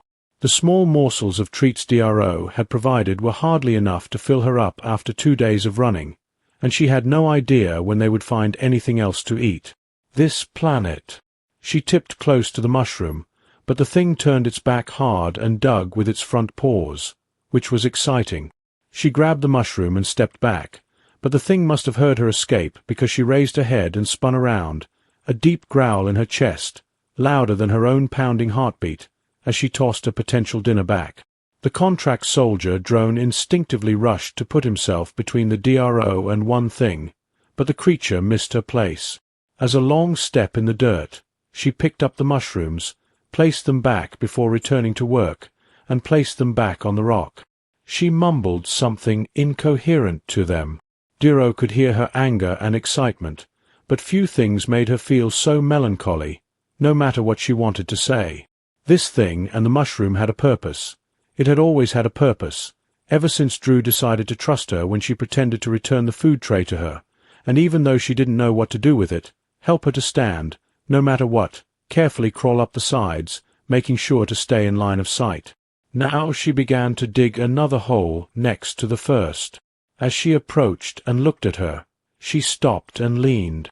Dro did his best to dig things up in the air with his will itch.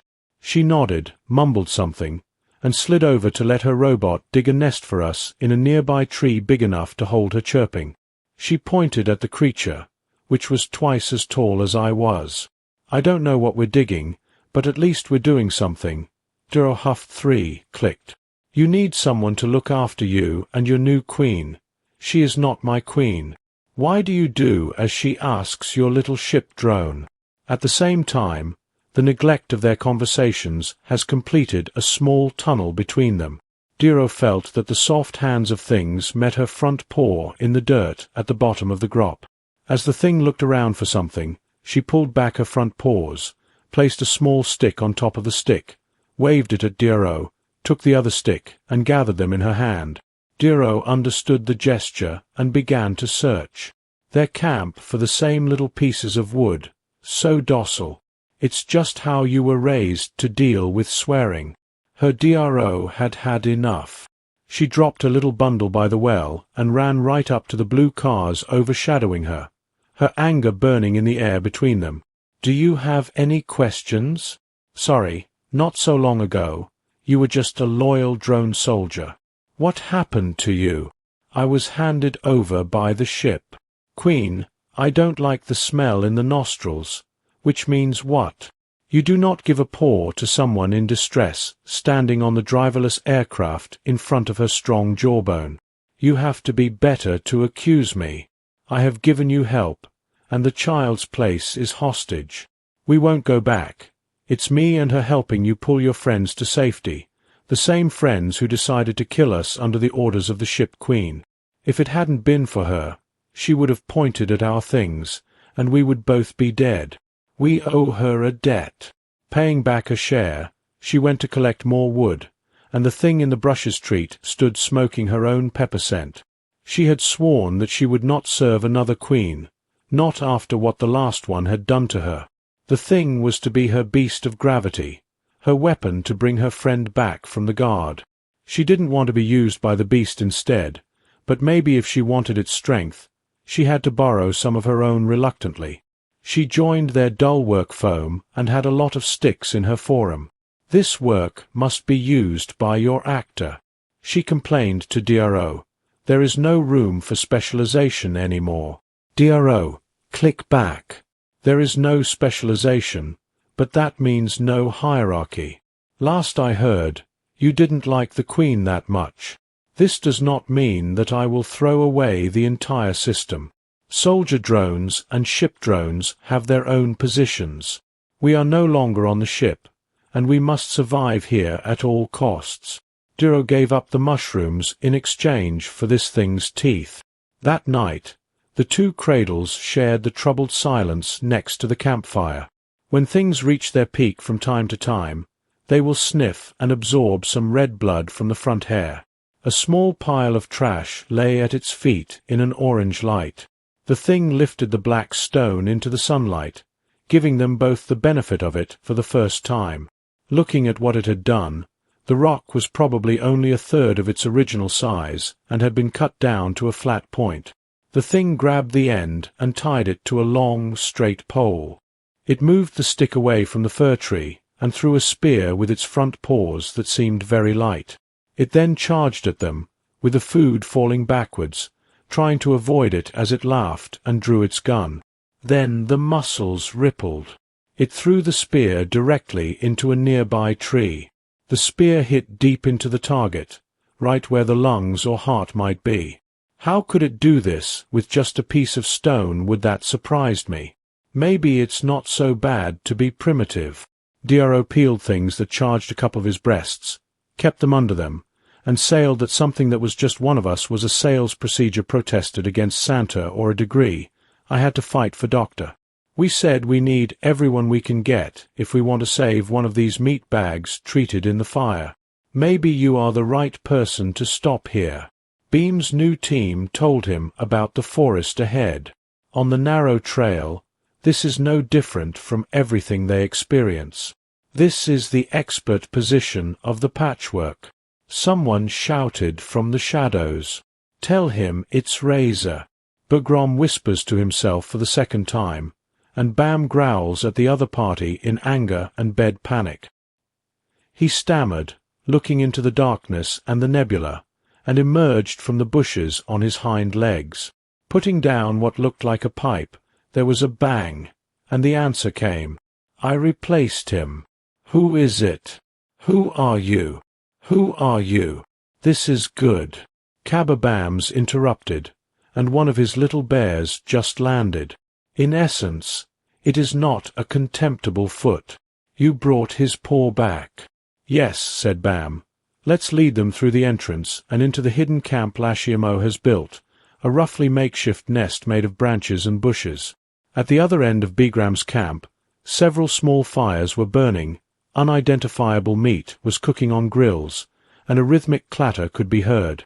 There stood a furnace made of melted river clay debris, with a stone that served as an anvil. Other anger that knocks on red metal. Along with the glowing stove, Bam's eyes caught a white shift, and the other WRAY team, including the Bagrom team, bent their heads and bent to work. Bagrom stood alone against his piercing red eyes. Who are you? The white man who thundered from Gersh-E. Hey, TBA, scratched the chin with one mild itch. If you're a fair Sioux, you have a game. What do you want? I will try to live in the world of death.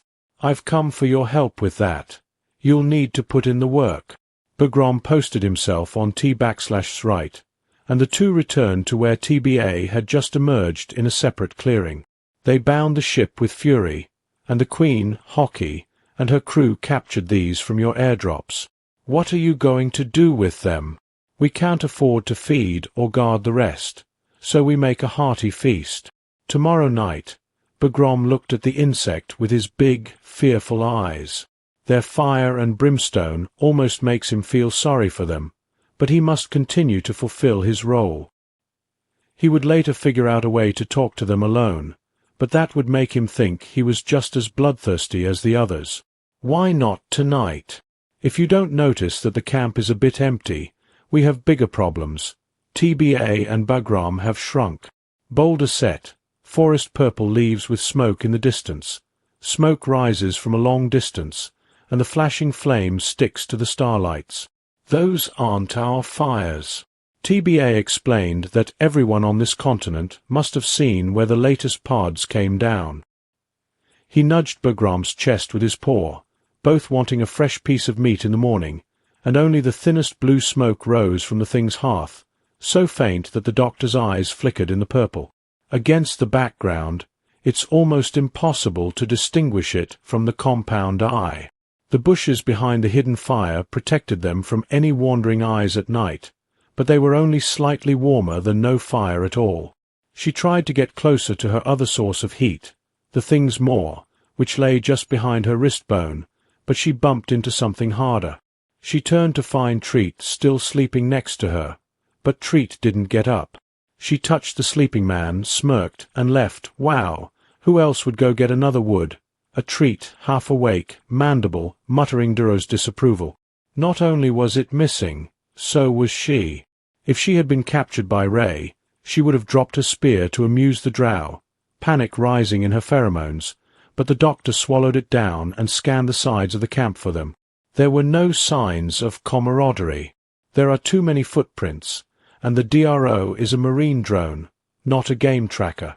She had no way to know which were fresh.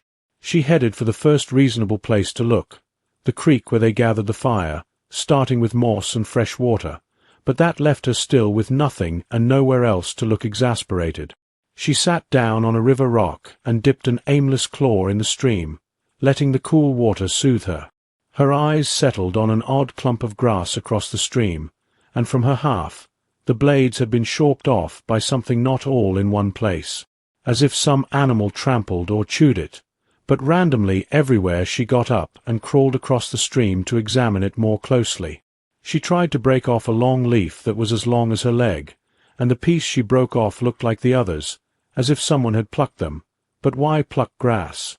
They didn't. Look at whatever is edible in her stomach or angry eyes, maybe at what she thought she looked around, or definitely no signs of her boyfriend yet. She found a long footprint in the mud, not clawed like angry eyes, footprints like her own, thin and split, leading to the forbidden thicket where the leaves through the long morning. Grunting accompanied the shadows last night. A patch of red blocked her path, and a neat pile of small berries, surprisingly intact in the center of the game on the trail, looked so bright and juicy against the purple and blue leaves. She wondered only briefly where they came from. No berries. Bushes surrounded her. Perhaps the thing had dropped some while picking, but that was too much wondering for her empty stomach. She was about to go for them when a shadow cast over her, and she rolled into the brush on her back, the hunk of flesh holding her down in a flash at her attacker. That was the thing. She crumpled her golden face at the doctor, wildly rotten. Then her teeth, which were exposed to her, were reminiscent of a friendly greeting, despite all the chemical impulses she gave her. Otherwise, she lifted the Dro and put her back on the road, which caught the twigs in her hand with cautious steps, and with her box, she stuck around the edge of the coal and marginalized the part of the spread of the scattered ground to another look. Dro realized that the leaves from the dead were not scattered, but were piled up in a circle beneath them. The spear caught some kind of fibrous rope and flew out of the thing's hand with a snap, hanging high in the air from a noose made of the same grass that hung from the branches overhead. The boy had seen it torn by the stream, and it had been grinding its teeth and speaking something in its strange language. Dro shouldn't have said anything to her. She recognized the trap, and it was clever. Of course, this thing can trap some animals here. If she had caught Dello almost together, the two would have set a few more traps in the forest, stopping where the thing had found little tracks, just scratches in the dirt. Today is the doctor's third day on the planet, longer than she has ever spent outside of a spaceship or space station. She was so happy to have something like this. She couldn't survive in the desert without this big sack of meat that roamed the forest like it was her own home, the home that was now the ship and the ship's queen. There is no one there any more. The thing led him quietly away from the path, and they waited behind a large tree huddled in the undergrowth as Angry's huge furry legs skidded past and stopped, sniffing the earth where the thing and Dro had just walked with its huge snout. Dro saw the scar on its hanging glass eye and held him back with all his might. Could this thing adjust the spear in her white hilt? I don't want to cry so much. Little Spear was so angry that he could not kill the monster. He snorted and went to Doctor. 3 more followed in a single file, each carrying a wafting scent down the trail. They never smelled something before. Maybe they think she is one of the local animal groups. When the endless time finally passed, both she and this thing breathed a sigh of relief and rushed back to camp. Catching one of these giants requires steel and cables, not grass. Fortunately, it seemed to have other plans. Back at camp, they found some snacks, ate more mushrooms, and started a fire, quickly activating the Soldierdrone as the thing led them down an obvious path. Most likely as Doug plucked at the food on the ground, while their companions sharpened the ends of more and more branches. When the thing dug a hole as deep as she liked, she drove stakes into the bottom. It won't effectively entertain the Twitter crowd. Anyone can clearly see the open fracture, with the bottom filled with pointed sticks. It wasn't done yet. She placed several branches in a grid over the pit and covered them with dirt and loose debris. After taking a few steps back and making a few more adjustments, her satisfied teeth flashed at them. They still knew the outline of the hole they had dug, but anyone else could stumble through the cruel roof and plant a plant. Into the night, a leg that was sharp as knives. It will be impossible to notice. The drawer shrugs in excitement, and the 3 of them return to the camp to pause. The thing went away towards the stream, presumably to check her traps, but came back empty-handed. Apart from a few more Black River stones, she sat greedily by the fire hand on her stomach, peering into their small pile of moss for any through. Dro finally saw him chewing. Wes then spit it into the hearth. Drones know this better than anyone. Her movements look slower and more clumsy than when she's hungry. All that practice certainly didn't help, but the thing took off, the determination still shining in the eyes, the drive. She caught 2 Tinkerbells in the air with her claws, did a few other moves, and several traps complained. "We saw 4 angry healers near here," Hidden replied, "and if they saw us with their noses, the fire wouldn't stop them. They went in different directions from the camp, but this time the thing asked for their help and dragged a fallen log, as wide as a slip, onto the trunk of a green sapling. The thing took the point of her spear and slashed into the sapling, severing the thin trunk from its roots and turning it into a dangerous, unstable pole.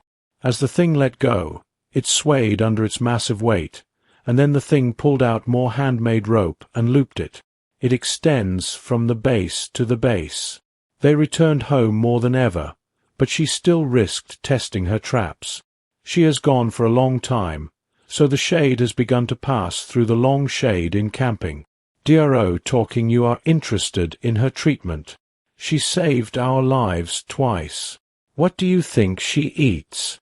She waved a piece of moss at her and dropped it between her jaws instead of the thing. She chews on your thoughts. She keeps us only to eat us later. She had nothing else. Sooner or later, she may become desperate and angry. What's wrong with you? She did nothing but help us. Since landing, she has been our friend, not our enemy, and our only friends on this planet are each other and maybe other drones. If we can separate them from Hockey, we're just bugs to these beasts, small enough to stomp. All I'm saying is that we need to look out for ourselves. First, just then, footsteps crashed through the forest behind him. They turned around and saw things that beat from the brush, shocked with wide, wild eyes. She stretched out a fluffy creature with a suspended number, and the blood of their deck was in the spear. Her smile looked absolutely wild. You see, a treat, a warning that she was a predator, the one who preyed on and clothed the little vermin by the fire. It made Pye's stomach turn, but she didn't let the lawyer see that she wasn't satisfying him. Instead, she saw Rain rising above the fire, gnawing at the cartilage with ferocious glee, immovable as a stone pressed against each of her companion's teeth. As night falls, 2 drones and their fleshy companions sit by the fire.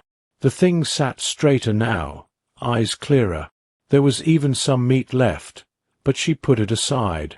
Dro saw traces of her consumption on the boat. How could she refrain from eating? It only makes sense if she goes towards the trap and doesn't come back with it. Dro understood. Here's what happened. Leave Beta in a rage. She might just be wild in the eyes of Treats or someone else, but the doctor knew better. She knew how smart her friend was after dark. What was done was presented to Dro with 2 new spears and the hospitality received. Generous and reluctant, Dro ambitiously tried to throw one in, but it gave a pitiful roar. Just a few steps away from her. The thing tried to show her the attempt by holding her leg as she threw it, but it was no use.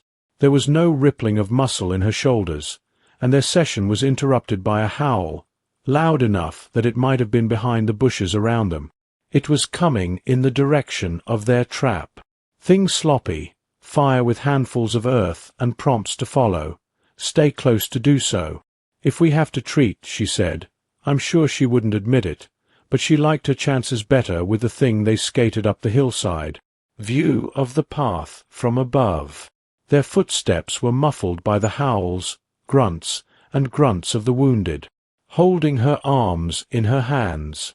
The other arm stretched the arm that tried to pull his comrades from the grop, and then, with a strong fluid movement, the spear rose in the dark and disappeared, but it appeared on the furry side of the target.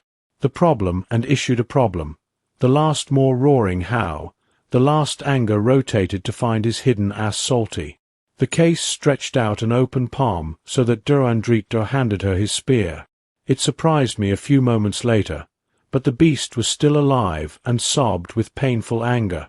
The new tactics ended, and the brutality began. The thing dashed down the mountainside, screaming in rage, tore the spear from the beast, and stabbed it again. She dodged a slap from one fleshy claw, then the other, continuing the blow as the black tip dug into her ribs. The beast slowed down and then fell, but its two friends were still kicking and letting out the same roar that the beast made when the first one hit by the spear wanted to join the fight. She jumped as soon as the thing appeared, but kept the food. She turned her back to me and let me go, hersing with anger. Letting things take care of them treats us and says we'll sneak away and find our way, but we can't leave him alone. She could handle the treat herself. She said, "Come on," and Dro got out of the treat's hand. "You want to go your own way? Too bad. Go. I can't go without you. Why shouldn't I protect you? You're a ship drone. That thing is one of us too," Dro declared. "Let's face it, she our ship's queen. She, no queen of my ship, works mandibles. She fed you, she kept you warm, she is protected. You, she is fighting for you and me right now. To me, sure sounds like a ship's queen. She's an original Dro." We couldn't even make out what she was mumbling, and another scream cut through the night, too loud to be angry. The two Klacken's stomachs leapt into their throats. They sure could understand what that meant. Opponents cut her breasts from hips to shoulders, and even from here left and treated. The clothes could be seen torn. Blood spurted from the wound as the thing dodged another blow, but now it seemed to duck and hop on its hind legs.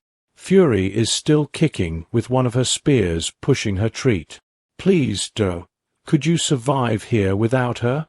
If she dies, we both die here with her treats." So the thing stumbles and falls back too tired to climb back up. Anger is rushing towards her, and she is now ready to deliver the fatal blow. The thing's eyes were large and not wildly white, with a look of terror staring death upon the ugly brute's face. If it wasn't your ship's queen, then she was your friend, and you wouldn't save a friend's soldier drone. Don't care about your own life. Treat it with care. She remembered adding their heart spells herself. They only cared about their friends, and Treth didn't know why, but her feet suddenly began to run down the hill, jumping over rocks and roots, leaping up the path with a powerful leap. Her anger stopped, and she faced her. It pulled back its mouth to reveal sharp fangs. So instead of seeing him as flesh, this mass of fur and muscle, claws, and teeth symbolized the bloodlust she thought she saw in the thing that rose above her and filled its nostrils with her own. So she did what the terrifying drone soldier did, attack her leg and sweep her from under a passing paw into the plinth of one shoulder. She struck the spear the thing had given her. It struck so deeply that the beast's legs suddenly collapsed, taking its entire body weight with it. Bursting from below, just enough not to be crushed, it rushed towards her with another, but was now gone, and as crippled as its friends in the pit, she rushed towards them. Deluo used something to help her up. Under the jaws and sharp claws lay all three angry bodies that died, but it hurt her more than they had ever seen before, and she fell against a tree, ripped it from her friend's pants leg, tore it into strips, and quickly bandaged the wound around the wound. She will lose blood quickly. If we didn't, she would frown, moan in pain, and breathe shallowly on unsteady legs as they picked her up and carried her back to camp. They put the thing back on the hearth and tried to revive it. Dro fumbled with the steel, the rifle, and the flint, but it took her a long time to get the lighter going as her mate moaned and snorted and mumbled something, but finally it caught it again, and the thing stopped to moan. She endured a gasp and a cut across her chest. The two Klackens sat beside her, just as exhausted as her thank you. Dro said to treat hers. "Not the queen of my ship. I won't call anyone your majesty, not even the queen of queens, but she is a friend," she admitted and nodded, her eyelids growing heavier like a fallen tree in the forest.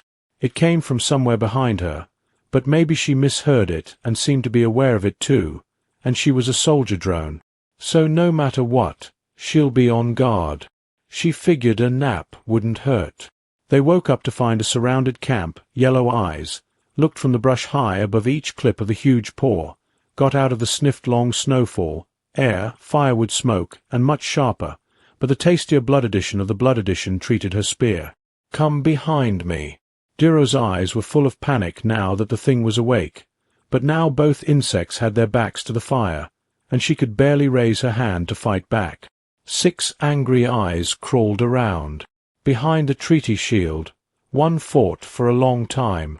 Scars ran down his face, leaving his right eye glassy and useless. He hissed at his mate as his good man gave the 3 outcasts a hungry look. The beast took a predatory step forward. Then another treat grabbed the DRO that was still behind her.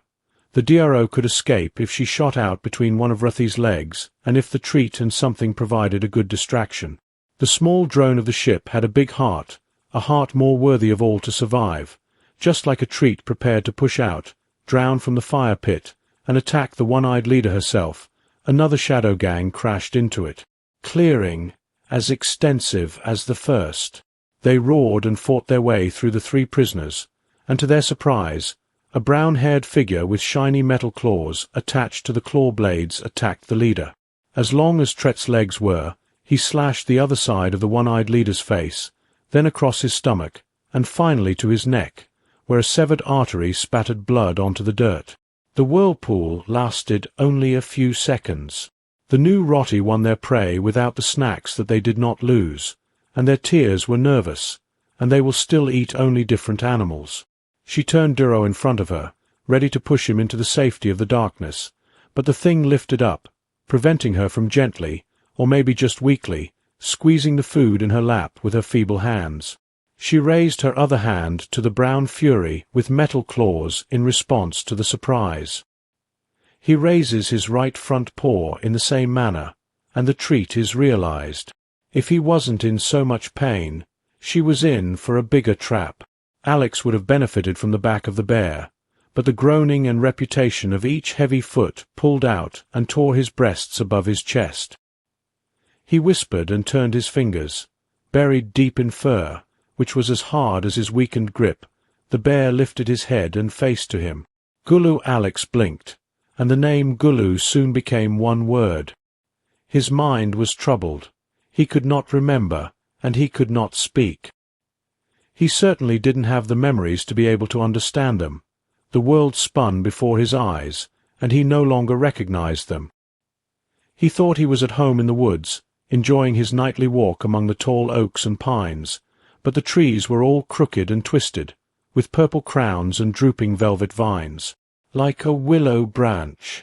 There was no moon in the sky, and even as tears clouded his vision, he knew there was no North Star overhead to guide him and the bear. He was not exactly a bear. Its ears were short, hairless flaps of skin. The nose looked almost tiny, and it was bigger and somehow even shorter, like someone had crossed a pug with a grizzly and, most obviously, unlike any other bear he had seen. This bear could talk and wear clothes if the snowshoe claws poking out of the scraps on its 2 front legs count as clothing, but despite these confusing appearances, he knew this bear.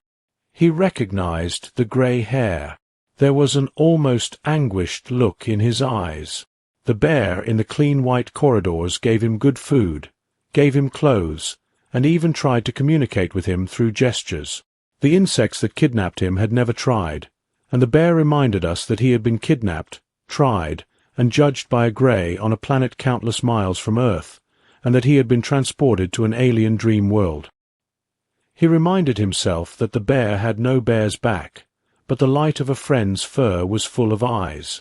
The smell of the grill came into his nostrils, holding him white and grabbing his coat with his strength. He could not lie or listen to language. He seemed to remember it now, like a distant memory. What did all these fresh meat campsite reports report about the mountains?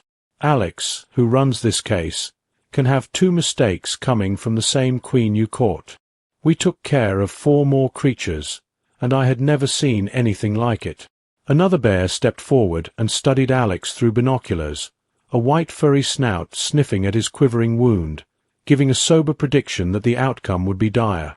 If it were put on a bonfire with the rest of Bagram, it would not survive. My spear, Alex suddenly thought soberly. If there is only my spear, the world stops rotating because adrenaline gives him the last despair of despair. Do you think this is a mistake? This is a cliff tied to a stick, and I need to impress Alex. You think the bear is growling in pain. If you want to challenge my rules, do it with your paws or don't bark at all. Put that thing on the fire and clean yourself up. Take the bugs to their queen, and I'll take care of it. Bagram offered I'd feed it from my own cut of meat. Not a chance. Meat is a soldier, not useless meat. If you allow it to relax and heal, it uses this stick and some traps to kill 3 Rathi. You wanted another warrior, something so insignificant. I think you have to have a mind like Aralin's to be that smart. The leader walked thoughtfully, scratching the dirt with his paws. Finally, he drew 2 black hollows next to Bagram's eyes and looked deep into Alex's own eyes. After 3 days, win the reserved bag, Ambo. Thanks. Chief Begum put Alex in a group of leaves at the outer end of the camp and took off the metal claws. He was wearing his forefoot and sitting next to Alex to control the wound under brown dye. Then, with a bandage between his teeth, his tongue pulled out a small silver tube, and he put it between them. I hope you can say it with his own Uroshi tongue. How did Alex know the names of these languages? He couldn't explain. Alex nodded. Is it? Yes, Alex is sweating it out in his best portrayal of Urish, the quarter-ton beast that jumps to its feet at the sound of it. You know how long both of those feelings Alex talked about were true. Bagram took the translator, turned it off, and put it back between his teeth. How did you learn it? Alex asked for water. The first Bagram nodded as hard as he could, and then slowly walked away. He returned to find Alex peeling off the bandages and seeing a stream of bright red blood running down his stomach. What are you doing? The anger shouted to scramble to stop the pale hand of the temporary bandage Alex from stopping him. This no longer shakes the clouds in his eyes suddenly raised, exposing a clear, decisive glare, a person's glare, and a person's life only for a few hours. If they did not show a fast needle line, the sister-in-law was boiling. Alex, Bagram, nodded and disappeared, and Alex drank the water S drank without moving the injured chest. His furry companions came back and used his mouth. There are all necessary materials, including a barrel of steamed water on the handle. I have to make a wound. Alex said he had disinfected the needle wire and tweezers, which he could in boiling water, and stole his stomach, jaw, and mind for his next pain. When the needle pierced his skin, he wore pants and then pulled his teeth. When the thread passed, he squeezed the wound tightly, and the first needle ordered him to roll. He asked, and Bagram poured it into Alex's open mouth as carefully as he could before Alex nodded, and continued with another nail, and then another, but it took longer than the first. His own blood-soaked fingers began to tremble. He blinked and blinked harder, finally wiping the sweat from the forehead of the 5th stitch, which was still barely finished, with only 1 scratch out of 3. He put the needle down, and the tweezers in my hands trembled too much. Can you do it? It's too fragile for me, Bagram said, regretting not using his claws to catch the bugs around me. As fast as they could do it, Bagram broke through the camp as fast as he could to find the pen holding Hockey and her remaining children behind the ship. Tomba's dinner was already cold, and the rest was squeezed out near their queen. At the same time, the other 2 mistakes were by a worker and a soldier. I saw it. Bagram looked back and saw that the other insects were ready to fight, but only against their traitor. He ignored the interpreter. He picked up the 2 abandoned men, slung them onto his back, and bolted from the fence, where the guards stopped him. Where will you go with these people? Donbua told them to put out the fire. The guard licked one of the soldiers' feet. I couldn't wait to enjoy the bugs. His mouth watered, and Bugram pushed him away and saved him for later. He carried the two of them through the fire and back to his cave while the others chatted around the spit and hearth, keeping as low a profile as possible. He then tossed them next to Alex, who immediately went to him and tried to dress his wounds. Then he waved in their characteristic silent manner. He showed how to suture the wound. First, he showed the task with a trembling hand. He then held the needle and thread up to the worker's forepaws, reluctantly grasping them and wincing as the needle pierced him, while Alex smiled reassuringly. It came back to him. One jab was given, then another and another. Soon all the wounds were closed and tight, and Bugram offered her a wet rag to wipe the fresh stitches. Seeing the job done, Alex finally fell asleep, his face wrapped in peace. He still woke up the next morning in pain, yes, but still alive. Contrary to Tim's predictions, only time would tell him if the wounds were infected, but as he correctly assumed, his little insect friend had been born with stitches. The claw marks were sewn up, hopefully leaving only a few nice scars. When the large, furry creature stirred, he thought he had disturbed Bugram, but the eyes that looked back at him remained awake all night. Thank the gods. You survived. I thought we lost you. I thought so too, Alex, but I admit you never answered my question. How did you learn Yossi? It took a long time for Alex to form the words to come up with anything like a coherent description of what he was seeing. I saw myself speaking it, but it wasn't me. It was a memory in my mind, but it wasn't my own. How can you have a memory that is not your own? I didn't know that there was a little grey man in that courtroom. I know his name is Evil. One moment I was me, and the next I was him, and the next I was me again. Then I saw a smaller child named Greer. Then I saw this child through other people's eyes, old and withered. Then I saw millions of people. There are places with so much light and such life. Then there was electricity, steel, fire, and then a dark cave. Thus speaks Olaran. Bugram gave his own skull one last crack. They said they spoke to each other in memory, using only their thoughts.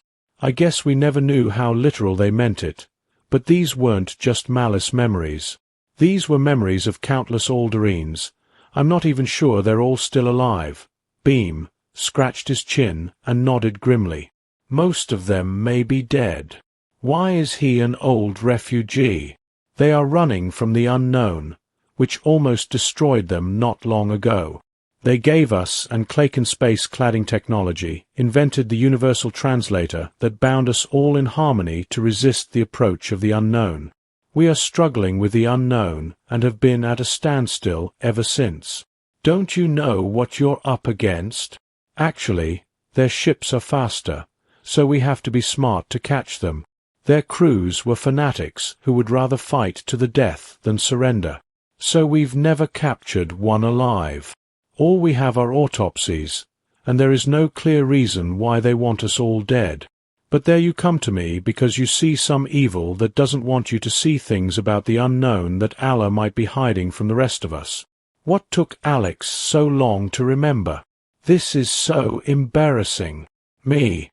I didn't know it was all coming down on me like a hurricane, and I can't give you the details. Isn't that something Alex could only shake his head at?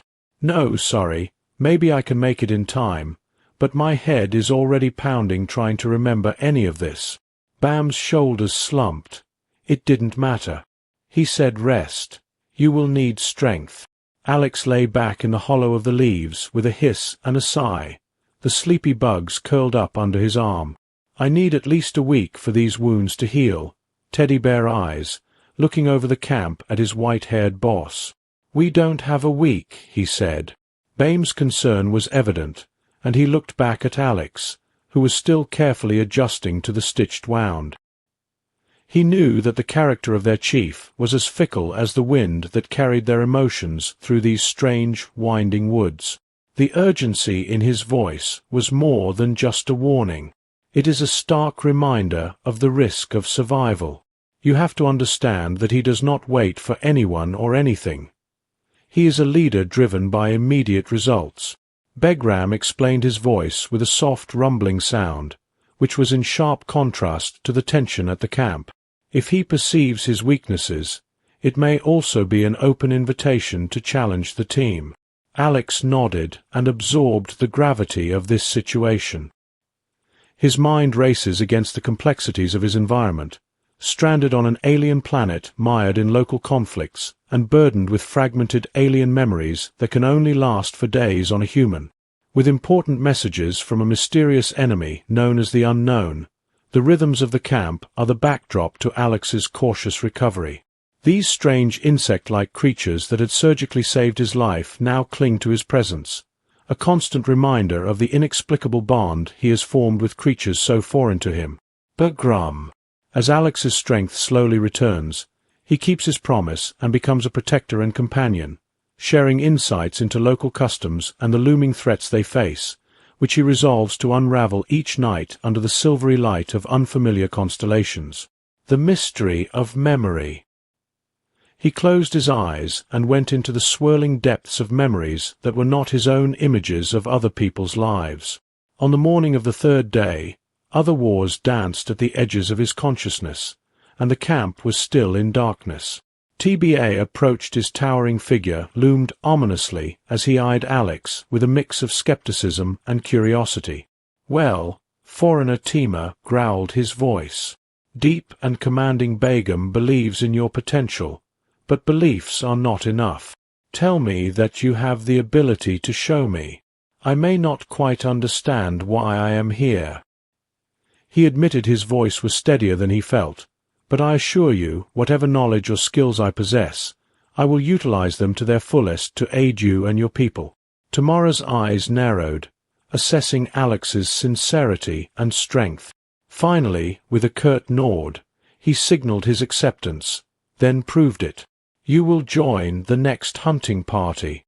If you return successfully, we'll further discuss your place here, and then give Alex a pat on the shoulder and a subtle gesture of encouragement. You are more than your wounds, my friend," he whispered. "Let's show them what you're really capable of, and let his determination wrap around you like a cloak." As Alex prepares to fully enter this strange new chapter of his life, he realizes that each moment forward is a step into the unknown, perhaps toward discovering the truth behind his borrowed memories.